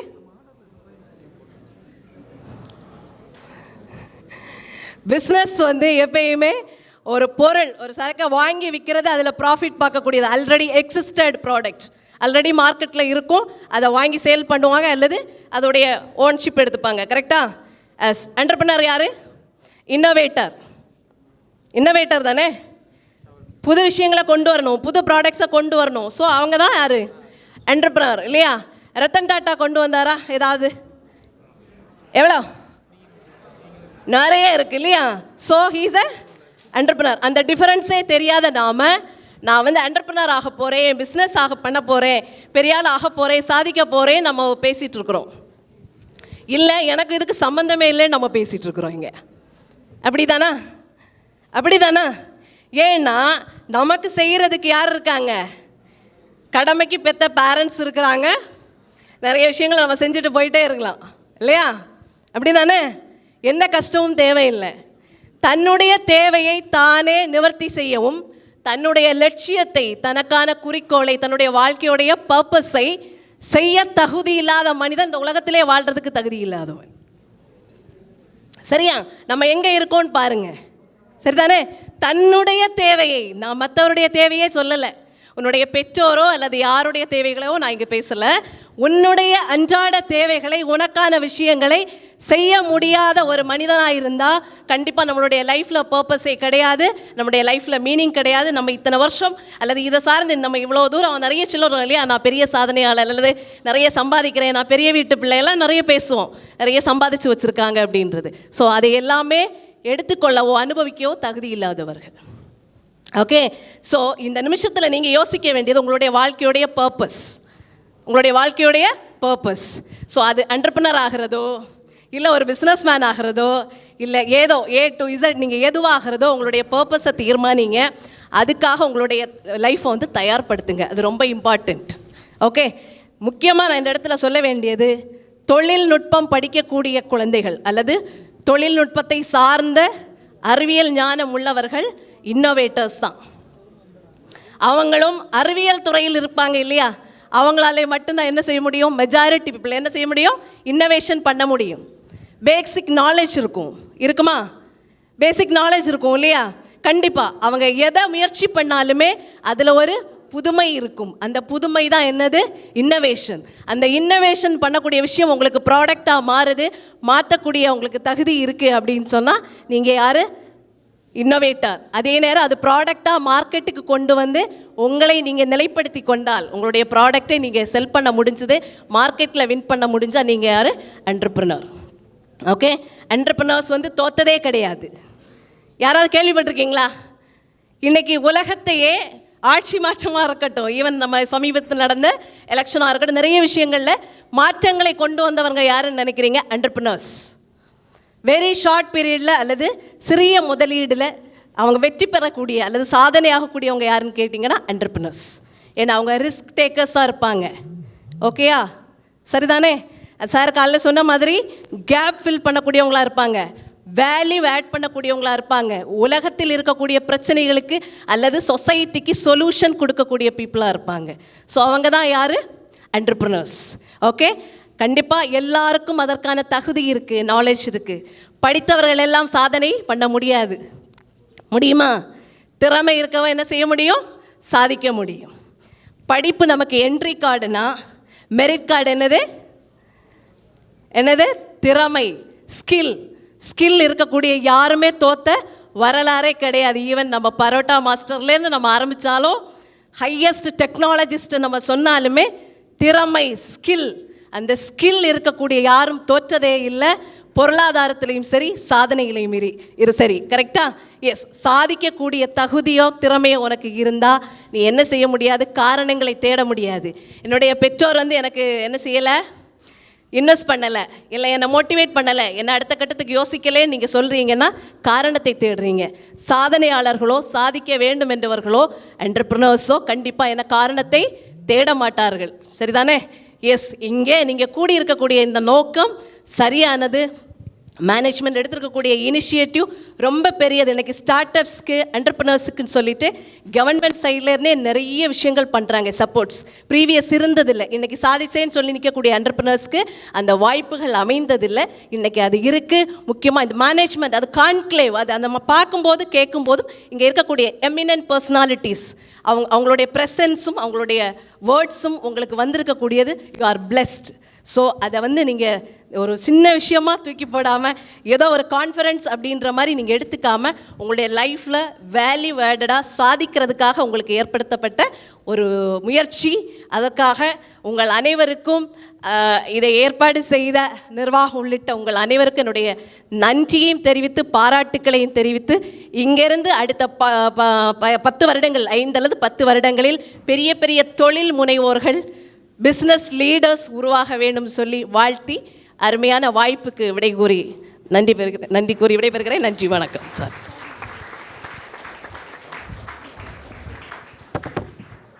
Thank you, Priya ma'am. That was a wonderful session. Our third speaker for the day is Mr. Sultan Rifai, CEO of Superlife Manza Retail Private Limited, Chennai. Assalamu alaikum warahmatullahi wabarakatuh. அனைவருக்கும் என்னுடைய மதிய வணக்கம். மேடையில் இருக்கிற பெரியோர்களுக்கும் ஆசிரியர் பெருமக்களுக்கும் இதை organise பண்ண ஆர்கனைசர்ஸ்க்கும் என்னுடைய சகோதர சகோதரிகளும் என்னை சந்திக்கிறதுல ரொம்ப பெரிய சந்தோஷம். ரொம்ப ஃபார்முலாலாம் இல்லாமல் கொஞ்சம் கேஷுவலாக போயிடலாமா? நீங்கள் எதாவது பேசினா தான் நான் பேசுவேன். இது ஒரு இன்ட்ராக்ஷனாக தான் இருக்குமே தவிர இது ஒன் வே கம்யூனிகேஷனாக இருக்காது. பேசலான்னா பேசலாம், இல்லை நானும் அமைதியாகவே இருப்பேன், நீங்களும் அமைதியாகவே இருக்கலாம். லஞ்ச் தான் போயிடும். பேசலாமா? ஓகே. உங்கள் எத்தனை பேர்த்துக்கு அட்வைஸ் பண்ணுறது பிடிக்கும்? நீங்கள் பண்ணுறது இல்லைம்மா. உங்கள் கேட்க பிடிக்குமா? பிடிக்காது. அதனால் நான் இப்போ அட்வைஸ் பண்ண போகிறதில்ல. ஓகே. ஸோ நான் என்னோடய வாழ்க்கையிலேருந்து கடந்து வந்ததுலேருந்து கற்றுக்கிட்ட சில விஷயத்தையும் நான் நம்புகிற சில விஷயத்தையும் என்னுடைய சகோதர சகோதரிகள்கிட்ட பகிர்ந்துக்கணும் அப்படின்னு ஆசைப்பட்றேன். 1993 1993 ஒரு குழந்தை பிறந்தது. ஸோ அந்த குழந்தை பிறந்த 30வது நாள் அதுக்கு ஒரு முதல் எலும்பு முறிவு ஏற்பட்டது. நிறைய டாக்டர்ஸ்கிட்ட கூட்டிகிட்டு போய் காட்டுறாங்க. டாக்டர்ஸ்க்கே தெரியல என்ன அந்த குழந்தைக்கு பிரச்சனை அப்படின்னு. தொடர்ந்து அழுதுகிட்டே இருக்குது. ஒரு 2 நாள் 3 நாள் அழுதுகிட்டே இருக்குது. பேரண்ட்ஸ்க்கும் புரியல, டாக்டர்ஸ்க்கும் தெரியல.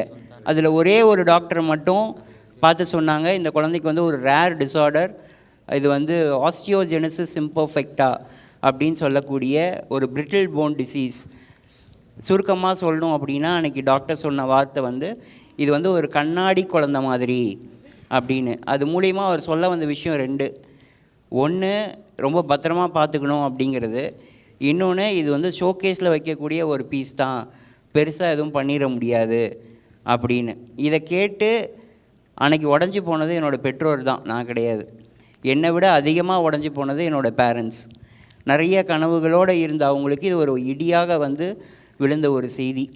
ஸோ இப்படி ஆரம்பித்த என்னுடைய இளமை பருவம் இந்த பிரச்சனையினால் எது பண்ணாலும் ஃப்ராக்சர் ஆகும்.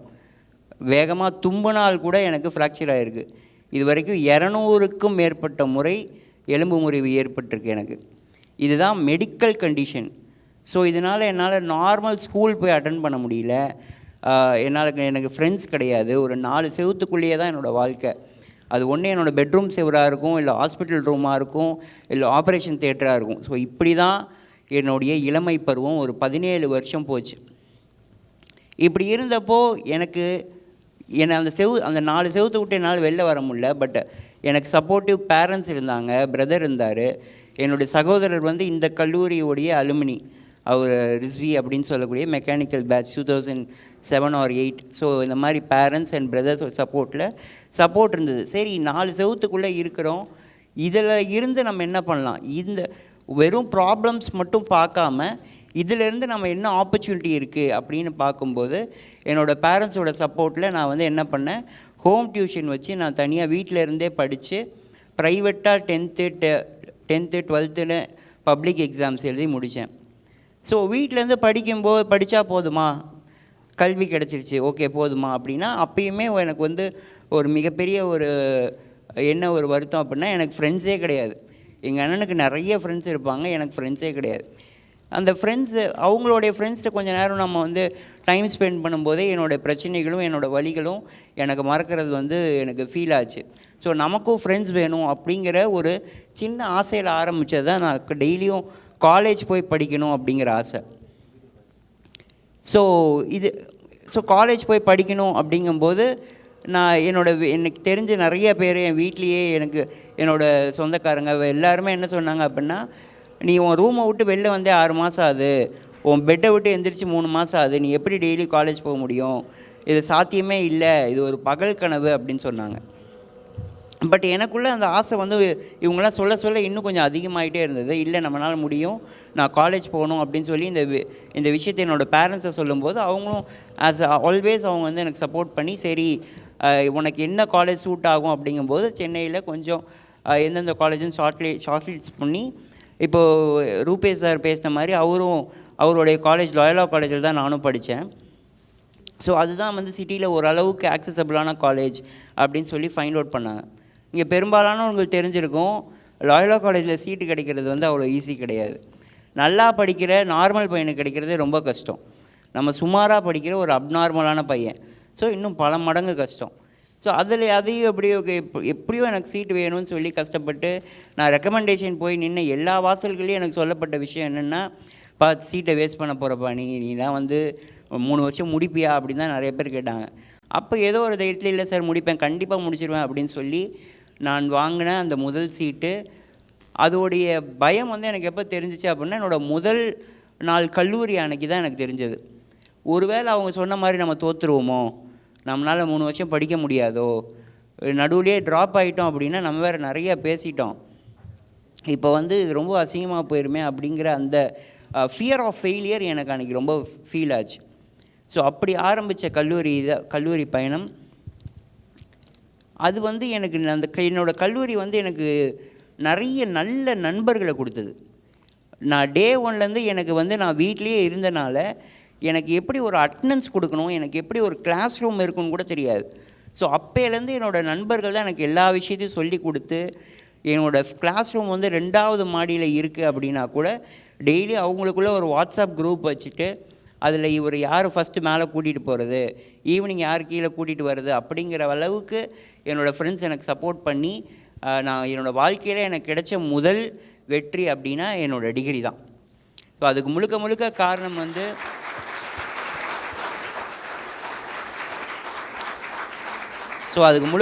காரணம் வந்து என்னோடய பெற்றோரும் ஆசிரியர்களும் என்னோடய நண்பர்கள் தான். அவங்க சப்போர்ட் இல்லை அப்படின்னா கண்டிப்பாக அந்த 3 வருஷம் என்னால் முடிச்சிருக்க முடியாது. ஸோ என்னோடய ஃபஸ்ட்டு சக்ஸஸுக்கு அப்புறம் எனக்குள்ளே ஒரு கான்ஃபிடென்ஸ், எனக்குள்ளே ஒரு புத்துணர்ச்சி. ஓகே, இது நல்லா இருக்குது. நான் டிகிரி வாங்குகிற அன்றைக்கி தான் வாழ்க்கையிலேயே என்னால் என்னோடய பெற்றோர் வந்து ரொம்ப சந்தோஷமாகவும் ப்ரௌடாகவும் இருந்தாங்க. ஸோ அன்னைக்கு அவங்க கண்ணை பார்க்குறது எனக்கு மிகப்பெரிய ஒரு உத்வேகத்தை கொடுத்தது. சரி, இதை வந்து நம்ம அடிக்கடி பார்க்கணும், இதுக்காக நம்ம எவ்வளோ வேணால் கஷ்டப்படலாம் அப்படின்னு எனக்கு அன்றைக்கி தோணுச்சு. ஸோ இதிலேருந்து நான் என்ன சொல்ல வரேன்னா, நீங்கள் எப்பயுமே வந்து உங்களோட ஒரு நல்ல பீப்புள் உங்கள் கூட இருந்தாங்க அப்படின்னா கண்டிப்பாக எனிதிங் இஸ் பாசிபிள். ஸோ அதுதான் நான் இது மூலிமா சொல்ல வரேன். அடுத்து வந்து காலேஜுக்கு அப்புறம் இருக்கிறது தான் ரியாலிட்டி.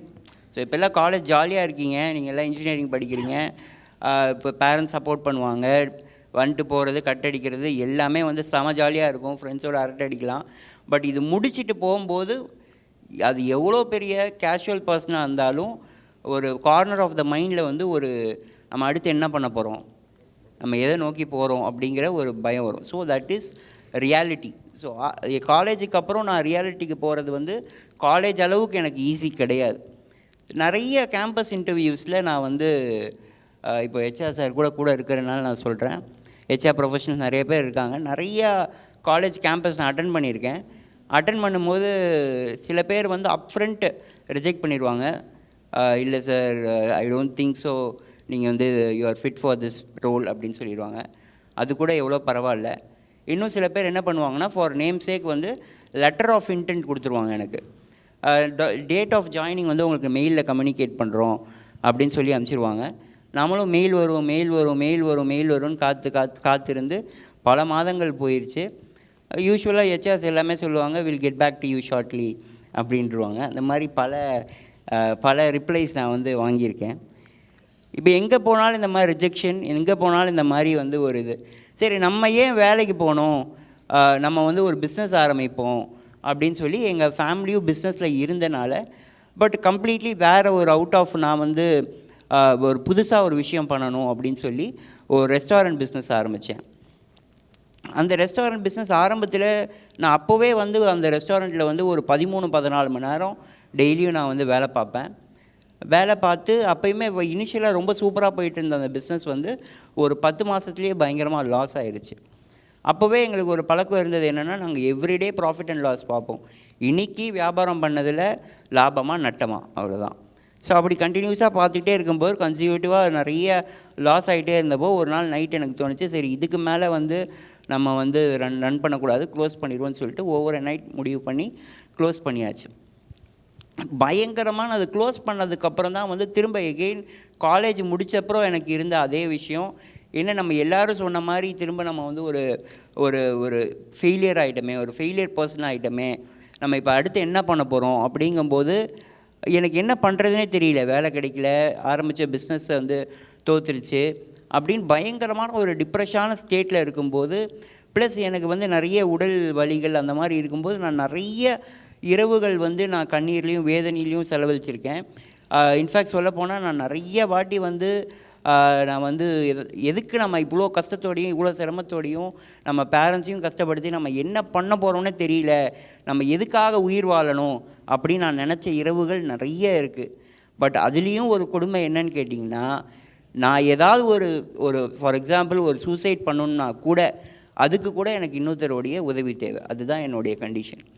ஸோ அப்படி பல இரவுகள் வேதனையிலையும் வலியிலையும் கழிஞ்ச எனக்கு பயங்கரமான ஒரு பீக் ஆஃப் டிப்ரெஷனில் இருந்தப்போ நான் ஒரு டிசைட் பண்ணேன், சரி ஓகே லாஸ் ஆயிடுச்சு. அப்போ எங்கள் அப்பா என்னை கூப்பிட்டு ஒரு நாள் சொன்னார், சரி நீ ரொம்ப டிப்ரெஷனாக இருக்கன்னு எனக்கு தெரியுது, நீ ரொம்ப வருத்தத்தில் இருக்க, பட் ஒரு விஷயம் நான் அப்சர்வ் பண்ணேன், நீ இந்த ஃபஸ்ட்டு பிஸ்னஸ் ஃபெயிலியர் ஆனதில் கூட நீ உன்னோட உழைப்பை நீ கரெக்டாக தான் போட்ட, நீ நிறைய ஹார்ட் ஒர்க் பண்ண, அது ஃபெயிலியர் ஆயிடுச்சு, ஓகே அடுத்து என்ன பண்ணலான்னு பாரு அப்படின்னு அவர் சொன்ன அந்த வார்த்தை திரும்ப எனக்கு ஏதோ ஒரு ஃபயர் கொடுத்தது. சரி ஓகே கரெக்டு தானே, நம்ம கரெக்டாக தான் எல்லாம் பண்ணோம், அது பல ரீசன்ஸ் ஃபெயிலியருக்கும் சக்ஸஸ்க்கும் நிறைய ரீசன்ஸ் இருக்குது, சரி நம்ம இதிலேருந்து லேர்ன் பண்ணி அடுத்து என்ன பண்ணலாம் அப்படின்னு என்னுடைய அந்த நான் நினச்ச அந்த எனக்கு ஒரு மிகப்பெரிய பீக் ஆஃப் டிப்ரெஷனில் இருந்து நான் வெறும் 5 நாளில் ஐடியா பண்ணி பிளான் பண்ணி என்னுடைய பிரதரோடு ஆரம்பித்த நிறுவனம் தான் சூப்பர் லைஃப்.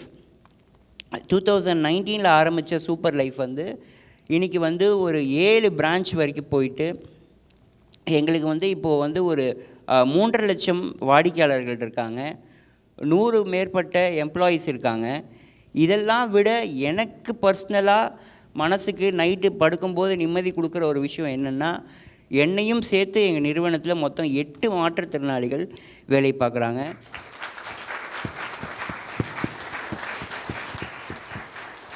இது எல்லாமே ரொம்ப ஷார்ட் டைமில் ஒரு 4 வருஷ பீரியடில் உருவாக்குன ஒரு பிராண்ட். இதெல்லாம் நான் ஏன் சொல்கிறேன் அப்படின்னா, இது வந்து நான் இதெல்லாம் பண்ணிட்டேன் அப்படின்னு நான் வந்து ஒரு தற்பெருமைக்காக சொல்லலை. என்னாலேயே இதெல்லாம் முடியுது அப்படின்னா கண்டிப்பாக உங்களால் இதை விட பயங்கரமாக பண்ண முடியும். அதுதான் நான் இங்கே சொல்ல வர விஷயம்.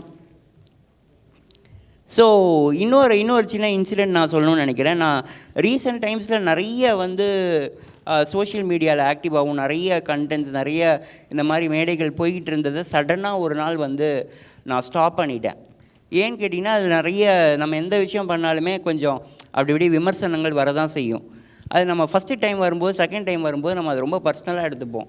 அப்படி நிறைய விமர்சனங்கள் வந்தப்போ எனக்கு என்ன ஆச்சு, சரி என்னடா இது நம்ம வந்து ஒரு விஷயம் ஒரு பாசிட்டிவ் இம்பேக்ட் க்ரியேட் பண்ணணும்னு பண்ணுறோம், பட் அது வந்து நெகட்டிவ் கமெண்ட்ஸ் வருது, நெகட்டிவ் ரிவ்யூஸ் வருது அப்படிங்கும்போது ஸ்டாப் பண்ணிட்டேன். ஒரு 6 மாதம் 8 மாதம் ஸ்டாப் பண்ணதுக்கப்புறம் எனக்கு இதான் உங்களுக்கு ஒரு விஷயம் உங்களுடைய லைஃப் பர்பஸில் இருந்துச்சு அப்படின்னா இந்த யூனிவர்ஸ் ஆர் த ஆல்மைட்டி வந்து உங்களுக்கு வேரியஸ் மூலியமாக அதை சிக்னல் பண்ணிக்கிட்டே இருப்பாங்கங்கிறதுக்கு இப்போ நான் சொல்ல போகிற ஒரு இன்சிடெண்ட் வந்து உதாரணம். எனக்கு ரேண்டமாக வந்து LinkedIn, Instagram, Facebook, WhatsApp, mail அப்படின்னு சொல்லி நிறைய ரேண்டமாக வந்து ஒரு 2-3 வாரத்தில் எனக்கு நிறைய மெயில்ஸ் வந்துகிட்டே இருந்தது. என்ன திடீர்னு இவ்வளோ மெயில்ஸ் இவ்வளோ மெசேஜ் வருதுன்னு ஓப்பன் பண்ணி பார்த்தா அவங்க யாருன்னே எனக்கு தெரியாது, நான் அவங்க சந்தித்தது கிடையாது. பட் எனக்கு வந்த விஷயம் அவங்க சொன்னதோடைய பாயிண்ட் என்ன அப்படின்னு கேட்டிங்கன்னா, நீங்கள் வந்து உங்களோட லைஃப் ஜேர்னி நிறைய ஷேர் பண்ணுங்கள். அது வந்து நான் வந்து ரொம்ப டிப்ரெஸ்டாக இருந்தேன், நான் வந்து ரொம்ப எனக்கு என்ன பண்ணுறதுனே தெரியாமல் ஒரு பாயிண்டில் இருந்தேன், நான் சூசைட் பண்ணலான் இருந்தப்போ எனக்கு உங்கள் வீடியோஸ் தான் ஹெல்ப் பண்ணுச்சு, உங்கள் வீடியோஸ் பார்த்து தான் நானும் ஒரு மாற்றுத்திறனாளி, நான் வந்து வெளி உலகத்துக்கு வர ஆரம்பித்தேனுங்கிறது தான் அதோடைய கருத்தாக இருந்தது. ஸோ அப்படிங்கும்போது எகெயின் எனக்கு ஒரு விஷயம் புரிஞ்சுக்கிட்ட விஷயம் என்ன அப்படின்னு கேட்டிங்கன்னா, you should find your purpose in life. என்ன பர்பஸ் உங்களுக்கு தெரிஞ்சால் மட்டுமே. என்னுடைய பர்பஸ் வந்து நான் வந்து ஒரு குரூப் ஆஃப் பீப்புள் ஒரு குரூப் ஆஃப் கம்யூனிட்டியை நான் ரெப்ரசன்ட் பண்ணுறேன். நான் இன்றைக்கி வந்து நான் என்னோட முயற்சி பண்ணிக்கிட்டே இருக்கேன். இந்த முயற்சி நான் திடீர்னு கஷ்டமாக இருக்குப்பா, எனக்கு ரொம்ப கடுப்பாக இருக்குது அப்படின்னு நான் வீட்டில் உட்கார முடியும். உட்காந்தாலும் என்னோடய பெற்றோர்களும் என்னோடய சகோதரரும் என்னை பார்த்துப்பாங்க. பட் அப்படி நான் உட்காந்துட்டா என்னையை பார்த்துக்கிட்டு இருக்கிற என்னையை மாதிரி மாற்றுத்திறனாளி நண்பர்களோ சகோதரிகளோ இந்த சமுதாயம் வந்து பார்த்தியா அவர் முயற்சி பண்ணார், அவனால் முடியல, அதனால் நீயும் முயற்சி பண்ணாத, உன்னால் முடியாது, நீ வீட்டிலே எரி அப்படின்னு சொல்லிடக்கூடாது. அந்த விஷயத்தை நம்ம கன்வே பண்ணிடக்கூடாதுங்கிற ஒரு நோக்கத்தில் நம்ம தொடர்ந்து ஓடிக்கிட்டே இருக்கிறோம். ஸோ இதுதான் ஒரு பர்பஸ். உங்களோட பர்பஸ் யார், நீங்கள் எதுக்காக இந்த விஷயத்தை பண்ணுறீங்க?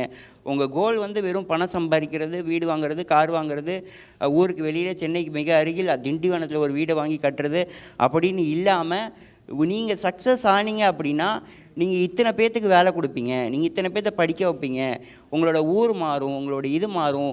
இப்போ நிறைய சகோதரிகள் இங்கே இருக்குதுனால நான் சொல்கிறேன், பசங்க படித்தா அந்த வீட்டுக்கு மட்டும்தான் நல்லது, பொண்ணுங்க படித்தா அந்த ஊருக்கே நல்லது அப்படின்னு சொல்லுவாங்க. ஸோ உங்களுக்கான பர்பஸ் ரொம்ப பெருசு, உங்களுக்கான கோலும் அந்தளவுக்கு பெருசாக இருக்கணும். நான் வந்து நான் ஒரு 1 லட்ச ரூபா மாதம் சம்பாதிச்சிட்டா போதும் அப்படிங்கிறது கோல் கிடையாது. Find your purpose. அதுக்கேற்ற மாதிரி கோல் மாறலாம், பட் பர்பஸ் மாறக்கூடாது. கோல் வந்து ஒரு இன்டென்சிட்டி தான் கொடுக்கும், ஒரு வேகத்தை தான் கொடுக்கும். பட் உங்களுக்கு பர்பஸ் தெரிஞ்சால் தான் அது கன்சிஸ்டண்ட்டாக உங்களை உழைக்க வைக்கும். So find your purpose. நான் இது எல்லாத்தையும் சம்மரைஸ் பண்ண விரும்புகிறேன். ஸோ இது எல்லாமே என்ன அப்படின்னு கேட்டிங்கன்னா, நம்ம எங்கே பிறக்கிறோம், எப்படி பிறக்கிறோம் அப்படிங்கிறதுலாம் மேட்ரு கிடையாது, என்ன பண்ணுறோம் அதுதான் மேட்டர். ஸோ என்ன ப்ராப்ளம்ஸை மட்டும் பார்க்காதீங்க, என்ன ஆப்பர்ச்சுனிட்டி இருக்குதுன்னு பாருங்கள். கண்டிப்பாக யூ கேன் சக்ஸஸ். அண்ட் யார் கூட இருந்தால் ஜாலியாக இருக்கலாம்னு தேடாதீங்க. எந்த நண்பனோட இருந்தால் முன்னேற முடியும், எந்த நண்பன் நம்ம வந்து தப்பு பண்ணாமல் இருப்பான், எந்த நண்பன் வந்து நம்ம கரெக்டான வழியில் கொண்டு போவான் அப்படிங்கிறத யோசித்து அவங்களோட பழகுங்க. அதை வந்து கண்டிப்பாக நீங்களும் வளருவீங்க, அவரும் வளருவீங்க. So keep positive people with you. And பொதுவாகவே இப்போ நமக்கு இந்த சோஷியல் மீடியா எல்லாத்துலேயுமே பார்க்குறோம், நான் வளர்கிறது அவருக்கு பிடிக்கல, எனக்கு பொறாமல், நான் வளர்கிறத தடுக்கிறாங்க, அந்த மாதிரி நிறைய வந்து நம்ம ஸ்டார்ட் பண்ணியிருக்கவே மாட்டோம், பட் நமக்குள்ளே ஒரு இம்ப்ரெஷன் இருக்கும், நமக்கு அவங்கள பிடிக்கல, இவங்கள பிடிக்கல, நான் எது பண்ணாலும் பார்க்குறாங்க அப்படின்னு. ஸோ அந்த மாதிரிலாம் எதுவுமே கிடையாது. உங்களை பற்றி யோசிக்கிறது கூட இன்னொருத்தவங்களுக்கு டைம் கிடையாது. ஸோ அதனால் வந்து நீங்கள் அந்த மாதிரி எதுவும் டைவர்ட் பண்ணிக்காமல் உங்களுடைய கோல்ஸ், உங்களோட பர்பஸ் தெரிஞ்சு நீங்கள் அதில் ட்ராவல் பண்ணிங்கன்னா கண்டிப்பாக you can reach your dream அப்படிங்கிறது என்னோடய பாயிண்ட். அண்ட் நிறைய ஃபெயிலியர்ஸ் இருக்கும். அது வந்து லவ் ஃபெயிலியராக இருக்கலாம், பிஸ்னஸ் ஃபெயிலியராக இருக்கலாம். ஃபெயிலியர்ஸ் வந்து கண்டிப்பாக வாழ்க்கையில் நடக்கும். 100 வெற்றிக்கு அப்புறம் வர்றது ஒரு தோல்வி கிடையாது, 1000 தோல்விக்கு அப்புறம் தான் ஒரு வெற்றி வரும்.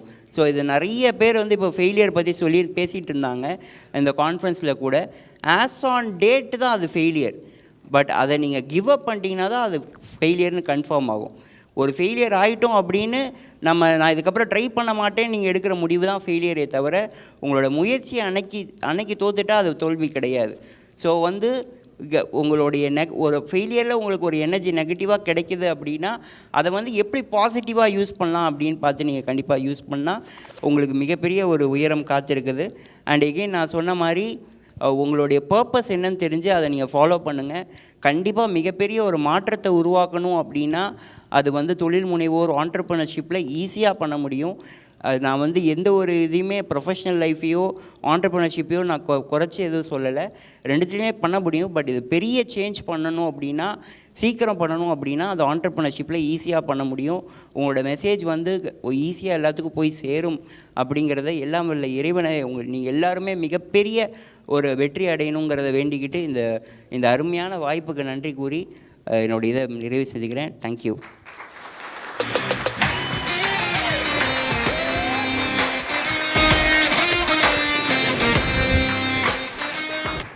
Thank you, Mr. Sultan Rifai, for the wonderful speech.